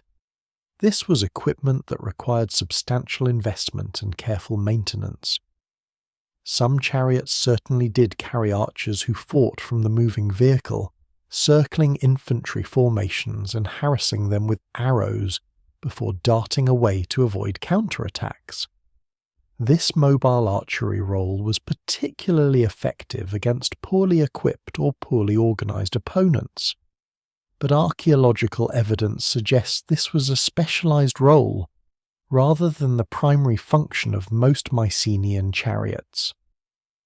The key point is that Bronze Age chariot warfare was sophisticated and varied, adapting to different tactical situations and employing different techniques depending on terrain, enemy composition, and available resources. The simplistic image of mass chariot charges, while visually dramatic, misses the nuanced reality of how these vehicles actually shaped Bronze Age battlefields. The real work of Bronze Age battles was done by infantry, masses of men on foot clashing with spears, swords, and shields in brutal close-quarters combat. But how did Bronze Age infantry actually fight? Did they form organized ranks like the classical Greek phalanx that would emerge centuries later? Or did they engage in the loose, individual combats that Homer describes, heroes seeking out worthy opponents for single combat while their followers watched? The archaeological and textual evidence suggests something between these extremes, a form of warfare that combined elements of both organized formations and individual heroics. The classical phalanx formation, where heavily armored infantry locked their shields together in tight ranks and advanced as a unified mass, did not exist in the late Bronze Age. The phalanx was an innovation of the Archaic period, emerging around 700 BC, some 400 years after the destruction of Troy. Bronze Age warriors did not have the standardized equipment, the level of training, or the social organization necessary for true phalanx tactics. But this does not mean Bronze Age battles were simply chaotic melees of individual combatants. Archaeological evidence and artistic depictions suggest that Mycenaean forces fought in loose formations, groups of warriors advancing together, supporting each other, and maintaining some degree of order and cohesion. The warrior vase from Mycenae, dating to the 12th century BC near the end of the Mycenaean period, provides crucial visual evidence. It depicts a file of warriors marching in formation, each carrying a spear and a crescent-shaped shield, wearing what appears to be scale or linen armor and horned helmets. They are clearly organized, moving together as a unit rather than as a mob. This suggests at minimum that Mycenaean armies could form ranks and advance in order. Other artistic depictions show warriors with large shields overlapping, suggesting defensive formations designed to present a wall of shields to the enemy. The massive shields that early Mycenaean warriors carried were particularly suited to this kind of formation fighting, each shield protecting not just the bearer, but also his neighbours on either side. Combat likely began with missile exchanges. Archers, slingers, and javelin throwers from both sides would have harassed the enemy formations, inflicting casualties and trying to disrupt cohesion before the main infantry clash. Warriors with throwing spears would advance to range, hurl their weapons at enemy formations, then fall back or draw secondary weapons. This preliminary phase could be extended, with neither side willing to close to melee range, each hoping the missiles would break enemy morale and force a retreat without risking close combat. But eventually, if neither side broke, the infantry formations would close and engage in the brutal work of spear and sword combat. When infantry formations met, the fighting would not have been the continuous, grinding push of classical phalanx warfare. Bronze Age armies lacked the depth of formation and the training necessary for sustained pushing matches. Instead, combat probably consisted of a series of surges and withdrawals, individual warriors stepping forward from their formation to strike at enemies, then falling back into the relative safety of their own ranks. Heroes and champions might step out between the armies to engage in single combat, either as a way of deciding battles without full-scale slaughter, or simply as displays of prowess designed to intimidate enemies and inspire allies. These heroic duels, which Homer emphasizes so strongly, probably did occur, though likely not with the frequency or decisive results that epic poetry suggests. The goal in Bronze Age infantry combat was to break enemy cohesion and morale. Once a formation began to waver, once warriors at the back began to retreat, the collapse could become sudden and catastrophic. A routed Bronze Age army could be slaughtered almost to the last man as they fled, victims of pursuing cavalry or chariots, unable to defend themselves while running in panic. Battles were often decided not by who killed the most enemies during the initial clash, but by which side's nerve broke first. Discipline, leadership, and the confidence that comes from good equipment and experienced warriors were as important as tactical sophistication. The common soldiers who made up the bulk of Bronze Age armies were not professional warriors but conscripts, farmers and craftsmen called up for military service by their palace overlords. The Linear B tablets record these obligations, showing how palaces assessed different communities for specified numbers of fighting men. These conscripts brought varying levels of equipment depending on their wealth and status. Some might have bronze-tipped spears and leather armour. Others might carry fire-hardened wooden spears, simple shields, and nothing but their everyday clothes for protection. Their training was likely minimal, perhaps some practice with weapons during off-season from farming, but nothing like the systematic military training that later Greek city-states would provide. These men fought because they were compelled to, because their lord demanded it, or because their community faced existential threats. Their experience of warfare would have been terrifying, chaotic, and brutal. Sieges were the defining form of warfare in the late Bronze Age, and if a historical Trojan War occurred, it would have been primarily a siege campaign rather than the series of pitched battles Homer emphasizes. The spectacular fortification walls that Bronze Age cities built were not architectural vanity projects, but absolutely essential military infrastructure. A city with strong walls was nearly invincible to direct assault with Bronze Age technology. This fundamental reality shaped how wars were fought, how armies operated, and why conflicts could drag on for years without resolution.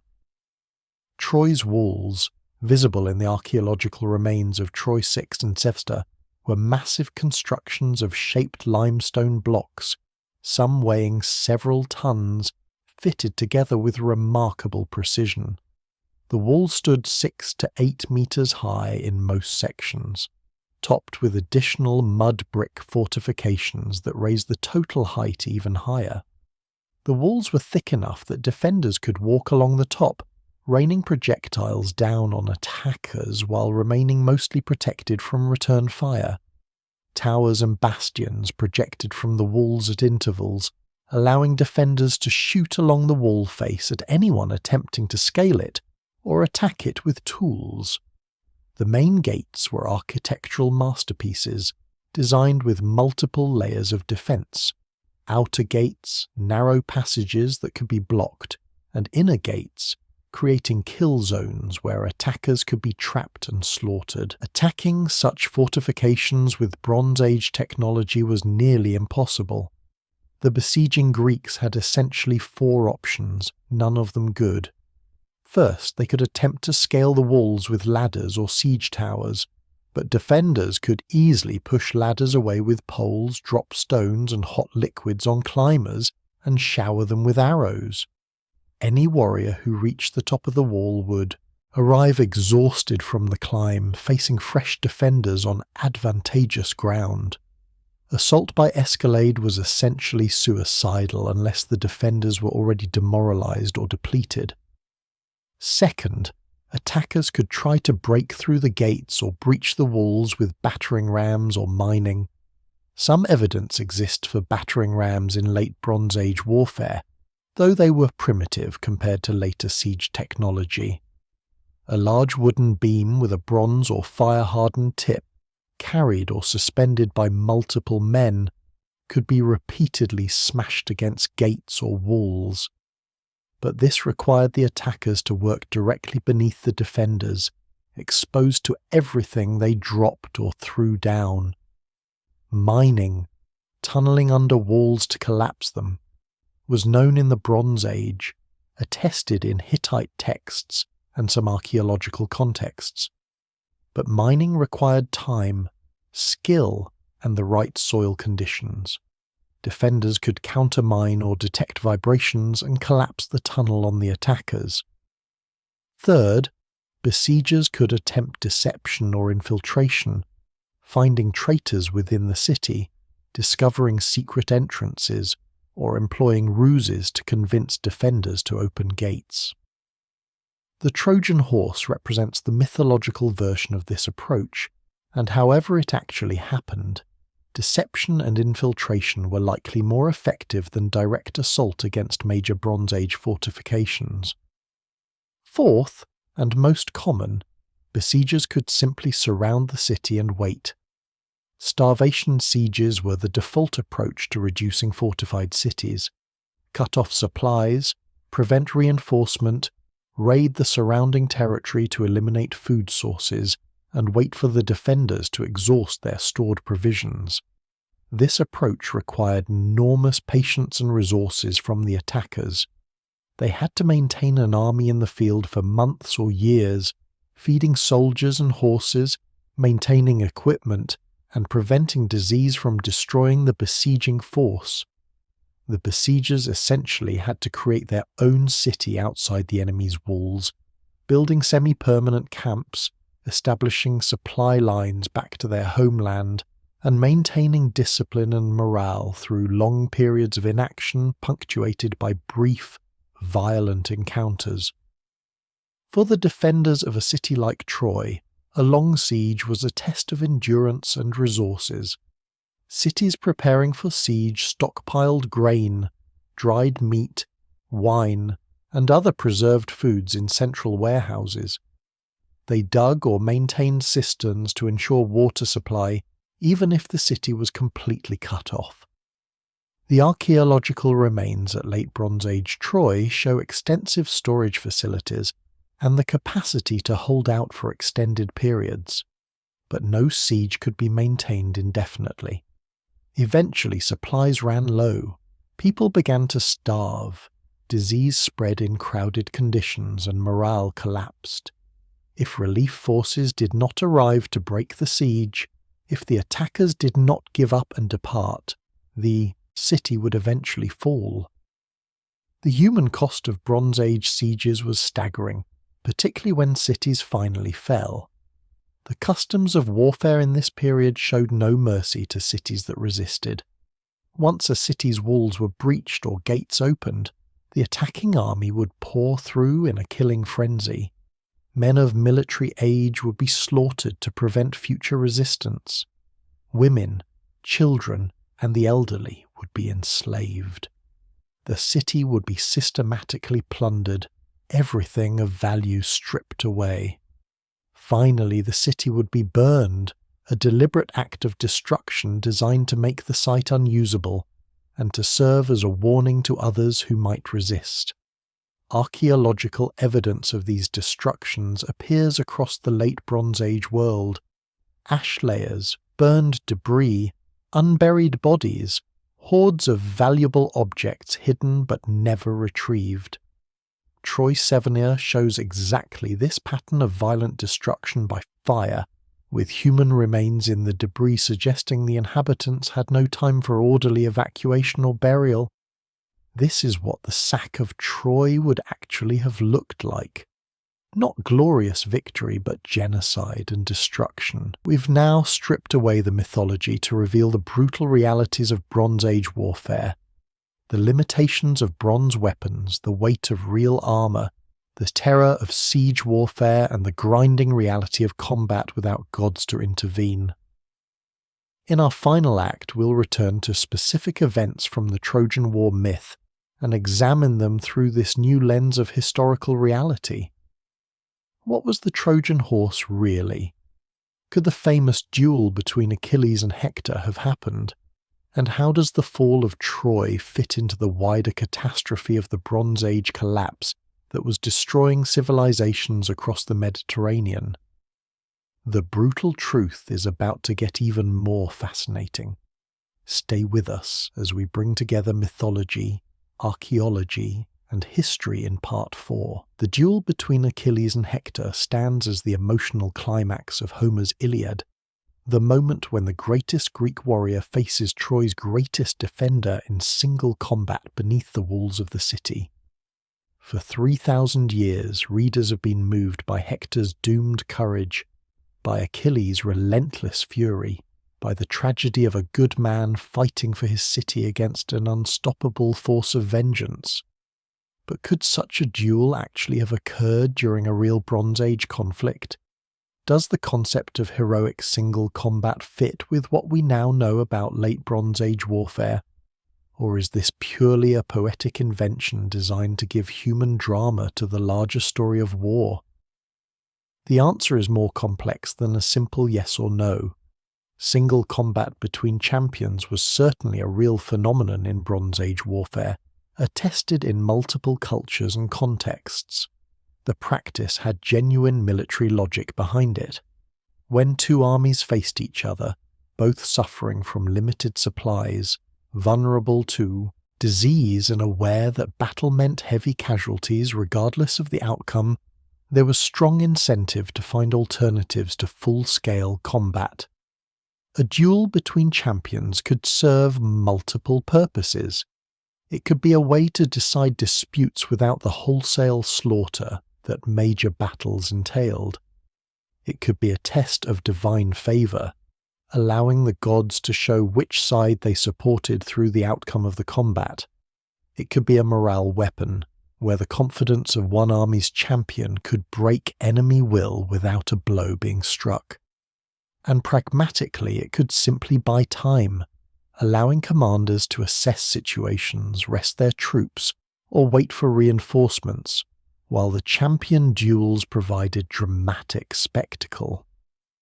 Evidence from other Bronze Age cultures supports the practice. Hittite texts describe ritual combats between champions representing different parties in disputes. Egyptian inscriptions refer to challenges issued between opposing commanders. The biblical story of David and Goliath, whatever its historical basis, reflects a cultural memory of single combat as a way of resolving conflicts. In the context of the Trojan War, with Greek forces besieging Troy for years, with both sides exhausted but neither able to achieve decisive victory, championed duels would make strategic sense. They'd give both armies opportunities to demonstrate valor, to boost morale, to honor the gods, and to avoid the constant attrition of daily skirmishing that depleted both sides' strength. However, the specific duel between Achilles and Hector, as Homer describes it, strains credibility in several ways. First, the circumstances surrounding it are too perfectly dramatic. Achilles, driven by grief and rage over Patroclus' death, rampages through the Trojan army like a god of war, routing entire formations single-handedly and filling the river Scamander with corpses. This is epic exaggeration, the kind of battlefield dominance that no Bronze Age warrior, however skilled, could actually achieve. Real combat was too chaotic, too dependent on formations and mutual support for one man to break an entire army. The build-up to the duel serves Homer's narrative purposes brilliantly, but doesn't reflect military reality. Second, Hector's initial flight and the 3 circuits around Troy's walls present problems. Homer tells us that Hector, upon seeing Achilles approaching in god-forged armor, loses his nerve and runs. Achilles chases him 3 times around the city walls while both armies watch. This makes for powerful theatre. The hero's moment of doubt, the agonizing chase, the ultimate gathering of courage. But practically it makes little sense. Troy's fortification circuit was substantial, perhaps 2 kilometers or more around.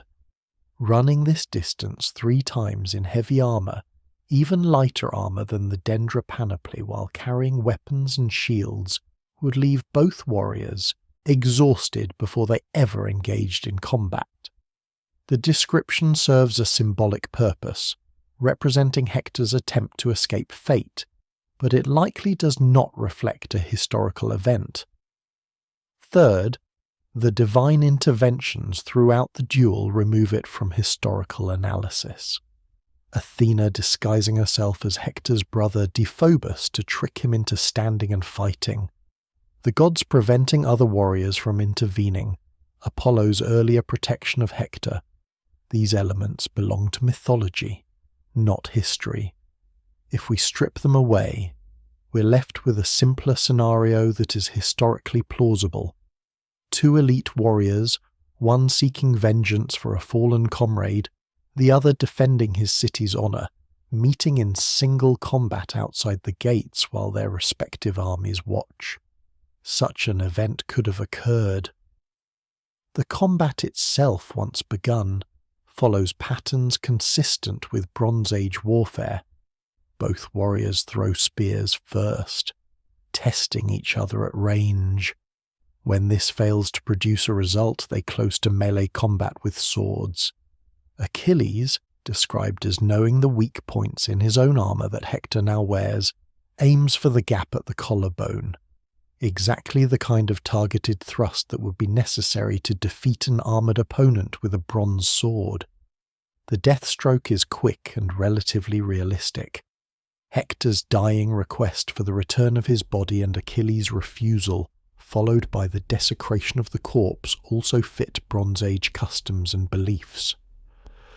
The treatment of bodies after death was crucially important in Bronze Age religion.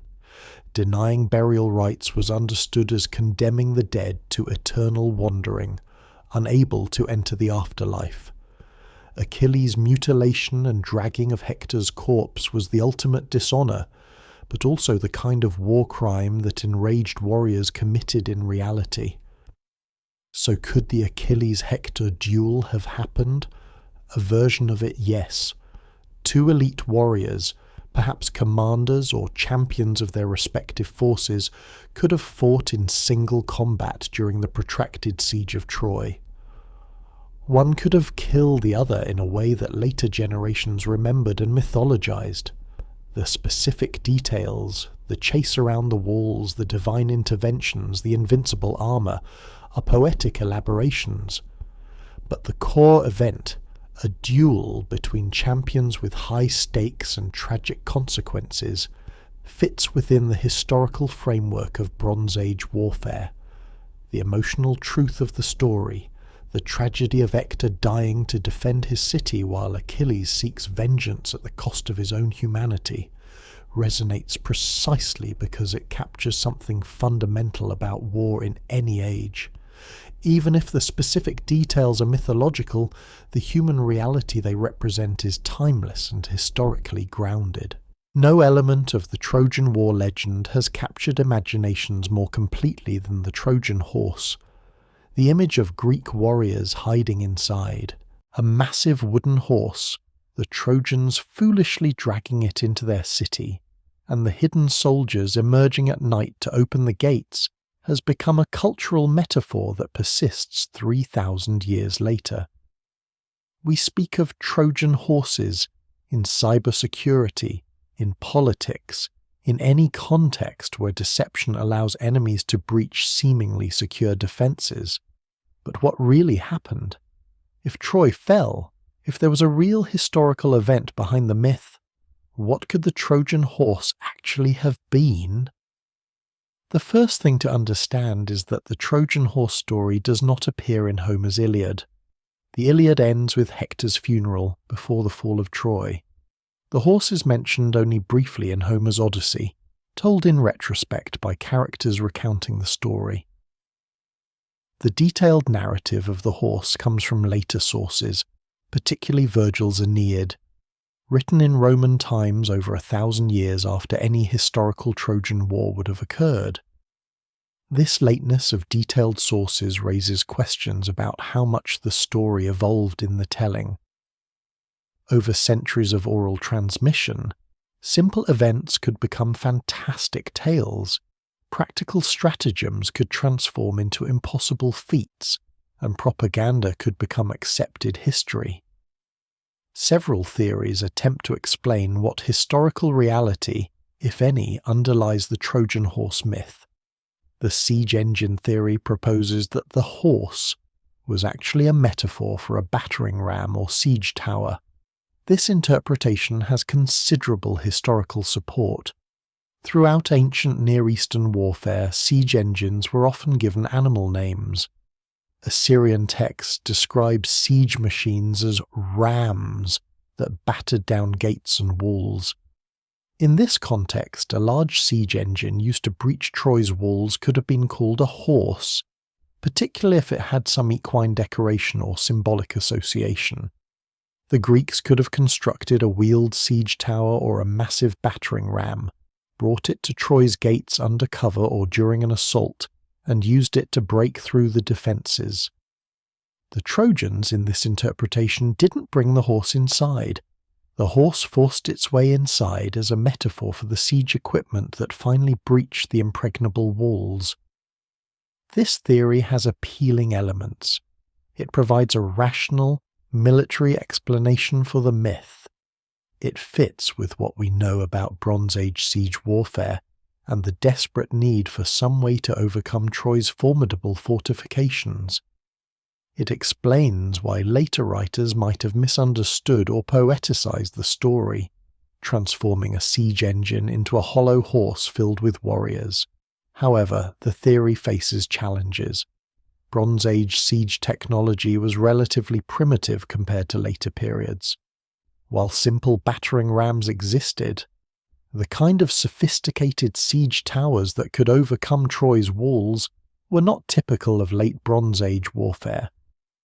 The archaeological evidence from Troy 7a doesn't show the kind of breach in the walls that a successful siege engine attack would produce. The walls show fire damage and some collapse, but not the concentrated destruction at a specific gate or wall section that a battering ram would create. The earthquake theory offers a different natural explanation. Troy sits in a seismically active region where earthquakes have been common throughout history. Archaeological evidence shows that the earlier Troy 6 was heavily damaged by an earthquake around 1300 BC. The theory, first proposed by scholar Fritz Schachermeyer, suggests that an earthquake during the siege of Troy 7a weakened the city's walls, allowing the Greeks to storm through the breaches. In Greek mythology, Poseidon was god of both horses and earthquakes. An earthquake that destroyed part of Troy's defences could have been described as the horse of Poseidon striking the city, a metaphor that later generations took literally and transformed into the story of a wooden horse. This theory has geological and mythological support. The seismic activity of the region makes earthquakes plausible during any extended period. The connection between Poseidon, horses, and earthquakes provides a mythological framework for how an earthquake could be transformed into a horse in the oral tradition. The archaeological evidence from Troy 7a does show wall collapse in some sections, which could be consistent with seismic damage followed by military assault. However, the earthquake theory struggles to explain certain elements of the story. If the Greeks simply entered through earthquake-damaged walls, why would the tradition emphasize deception and trickery?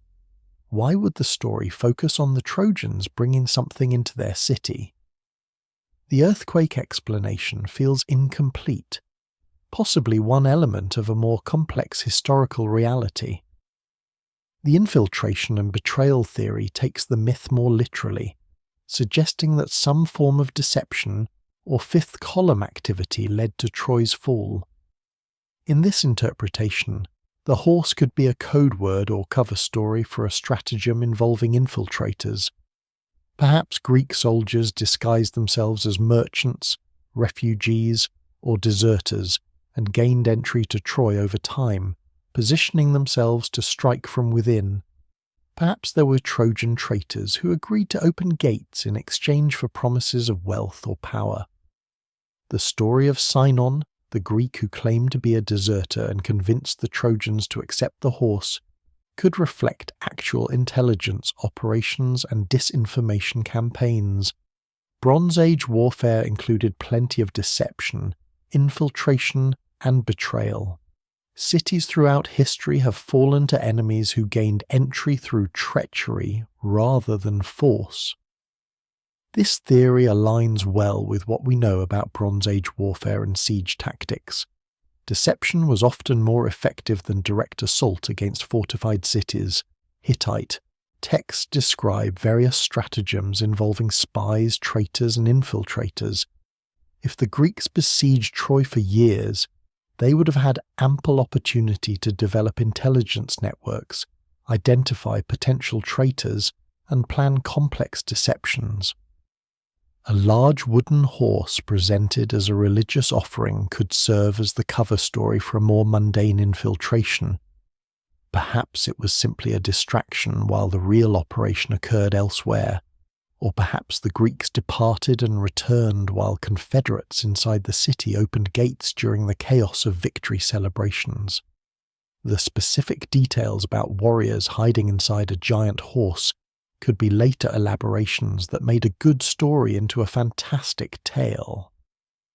A final possibility, less romantic but historically probable, is that no single event explains the Trojan horse. The story could be a conflation of multiple historical realities: siege engines that helped breach the walls, an earthquake that weakened defences, infiltration and betrayal that opened gates, and the final assault that captured and destroyed the city. Over centuries of oral transmission, these separate elements merged into a single narrative focused on the dramatic image of the wooden horse. Greek bardic tradition emphasized cunning and cleverness, particularly associated with Odysseus. A story about the clever stratagem that finally ended the long siege would naturally become more elaborate and more fantastic with each retelling, eventually producing the version that Virgil and other late authors recorded. What can we conclude? The Trojan horse, as described in later sources, a hollow wooden structure large enough to hold dozens of warriors, wheeled into Troy by the deceived Trojans, used as a hiding place for a strike force, is almost certainly mythological elaboration. But the core concept that Troy fell through stratagem and deception rather than direct assault is historically plausible and even probable. After years of unsuccessful siege, the Greeks would have needed some form of trick or intelligence breakthrough to finally capture the city. The Trojan horse story preserves that historical truth, even if it embellishes the details beyond recognition. The myth works precisely because it captures something essential about the fall of Troy, that the impregnable city finally fell not to strength but to cleverness, and that the Trojans' own actions, whether bringing in a horse, celebrating too early, or trusting the wrong people, contributed to their destruction. The destruction of Troy Seversa around 1180 BC did not occur in isolation. It was part of a catastrophic wave of destructions that swept across the eastern Mediterranean and Near East during a period scholars call the Bronze Age collapse. In the span of roughly 50 to 75 years, from approximately 1200 to 1150 BC, virtually every major civilization in the region experienced crisis, invasion, destruction, or complete collapse. The Mycenaean palaces of Greece were destroyed or abandoned. The Hittite Empire, which had rivaled Egypt for dominance in Asia Minor, vanished completely. Cities across the Levant burned. Cyprus experienced widespread devastation. Even Egypt, which survived, was severely weakened and faced waves of invaders it barely repelled. The late Bronze Age world, with its international trade networks, its diplomatic correspondence, its cultural exchanges, ended in fire and chaos. Troy's destruction was just one event in this wider catastrophe. The causes of the Bronze Age collapse remain debated among scholars, but most now accept that no single explanation suffices.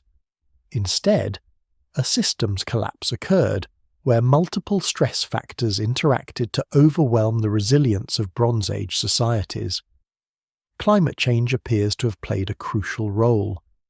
Paleoclimate evidence from tree rings, ice cores, and lake sediments shows a significant shift toward cooler, drier conditions in the eastern Mediterranean around 1200 BC.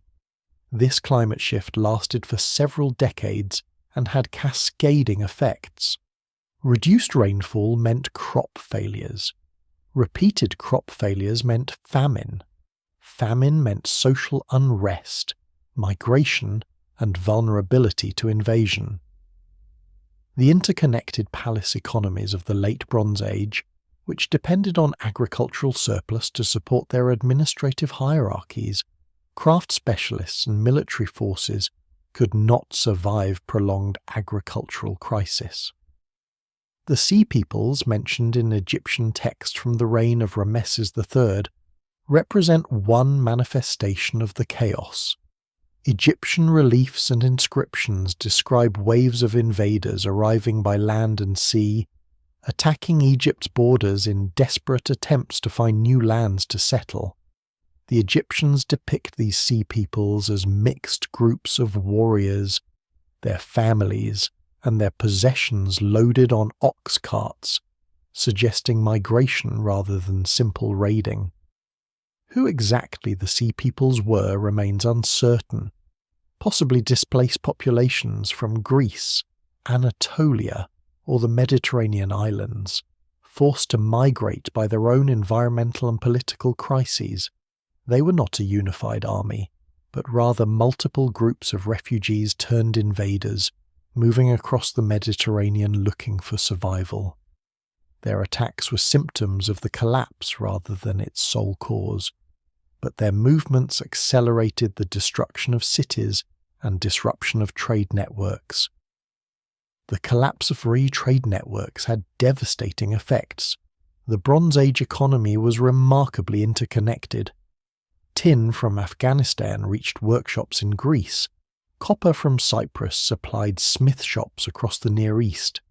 Grain flowed from Egypt and the Levant to feed cities throughout the region. Luxury goods, diplomatic gifts, and raw materials moved along established trade routes maintained by palace bureaucracies. When cities and kingdoms began to collapse, when routes became unsafe due to raiders and migration, when palaces could no longer maintain the administrative infrastructure that facilitated trade, the entire system began to fail. A kingdom cut off from tin supplies could not equip its armies. Cities that depended on grain imports faced starvation. The interconnected nature of the Bronze Age world, which had been a source of strength, became a vulnerability. The collapse of one part accelerated the collapse of others in a cascading failure. Internal social and political pressures compounded external stresses. The Late Bronze Age palace economies were hierarchical and centralized, with powerful elites controlling resources and labour. Excavations of Mycenaean palaces show elaborate administrative systems recorded on linear B tablets, tracking everything from grain stores to bronze allocations to personnel assignments. This bureaucratic complexity required stability and surplus to maintain. When environmental pressures reduced agricultural output, when trade disruptions limited access to critical materials, when military threats required increased spending on defence, the palace systems came under strain. Some evidence suggests internal rebellions, with lower classes or peripheral regions rejecting palace authority. The palace at Pylos shows signs of hasty defensive preparations before its destruction, including the fortification of areas previously undefended, suggesting threats from multiple directions, including possibly internal unrest. Technological change may have contributed to the collapse as well, though this remains controversial. The beginning of iron working in the eastern Mediterranean roughly coincides with the Bronze Age collapse. Iron was more abundant than copper and tin, easier to obtain locally, and eventually produced weapons that were superior to bronze. Some scholars argue that the spread of iron technology democratized warfare, allowing groups without access to palace-controlled bronze supplies to equip armies and challenge the established powers. However, iron technology was still primitive during the initial collapse phase, and truly effective iron weapons didn't appear until later. The collapse preceded rather than followed the widespread adoption of iron, suggesting that iron was more a consequence than a cause, filling the vacuum left by the disruption of bronze trade networks. Troy's destruction fits perfectly within this pattern of Bronze Age collapse. The city was destroyed by fire and warfare around 1180 BC, exactly when cities across the region were falling. Its position controlling trade through the Dardanelles made it both valuable and vulnerable during a period when trade routes were breaking down and groups were fighting over dwindling resources. If a historical Trojan War occurred, it may have been motivated not by the abduction of Helen but by the same economic and strategic pressures affecting the entire Bronze Age world. Mycenaean Greeks facing crisis at home may have launched an expedition to seize Troy's wealth and control its strategic position. Or refugees and migrants may have attacked Troy as part of the wider population movements that characterized the period. Or Troy may have simply been caught in the general chaos, destroyed by forces we can no longer identify with certainty. The aftermath of Troy's destruction tells its own story. Troy 7a was rebuilt as Troy 7b, but it was a shadow of its former self, a smaller, poorer settlement without the international connections and wealth of the late Bronze Age city. The Mycenaean palaces in Greece suffered similar or worse fates. Pylos, Tiryns, and Mycenae itself were destroyed and never recovered their former glory. Greece entered a dark age, a period of reduced population, lost literacy, and simplified material culture that lasted for several centuries. The complex international system of the late Bronze Age was gone, replaced by smaller-scale, more localized societies. The memories of the Bronze Age world persisted in oral tradition, growing more mythological with each generation, eventually emerging as the epic poems of Homer, stories of a vanished age of heroes that Greeks of the archaic period looked back on as a lost golden age. This context transforms our understanding of the Trojan War. If it happened, it was not an isolated event caused by Paris and Helen, but part of a much larger catastrophe that was ending an entire age. The 10-year siege, if it had any historical basis, may reflect the protracted struggles characteristic of societies in crisis, fighting over resources with neither side able to achieve quick victory. The destruction of Troy was terrible for the Trojans, but it was not unique. Similar destruction was being inflicted on cities throughout the Bronze Age world, and the Greeks who supposedly triumphed in the war returned home to find their own civilization collapsing, their palaces destroyed, their world ending.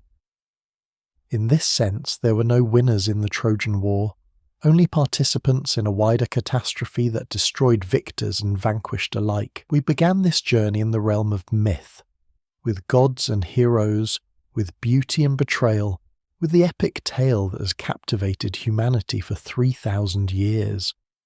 We followed Heinrich Schliemann's obsessive quest to prove that Troy was real, watched as archaeology uncovered not one city, but 9 stacked upon each other, and saw how Hittite tablets provided independent confirmation that Greeks and Trojans clashed in the late Bronze Age.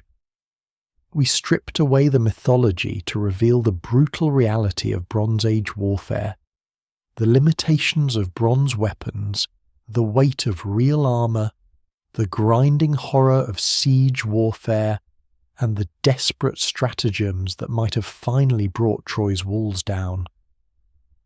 And we placed Troy's destruction in its true historical context as one event in the catastrophic Bronze Age collapse that ended an entire world and sent civilization itself into centuries of darkness. So what is the brutal truth behind the myth? Troy was real. A great Bronze Age city stood at Hisarlik, wealthy from trade, protected by massive walls, positioned at one of the most strategic points in the ancient world. That city was violently destroyed around 1180 BC, its walls breached, its buildings burned, its people killed or enslaved. Whether this destruction was caused by Mycenaean Greeks seeking revenge for a stolen woman, or by economic competition over trade routes, or by refugee populations displaced in the wider Bronze Age collapse, we cannot know with certainty. But something happened at Troy that was terrible enough, traumatic enough, and significant enough to be remembered for generations, eventually becoming the foundational myth of Western civilization. The Trojan War, as Homer tells it, is myth, but myth built on a foundation of historical reality. The heroes with divine armour, the gods intervening in battles, the invulnerable Achilles struck down by a single arrow.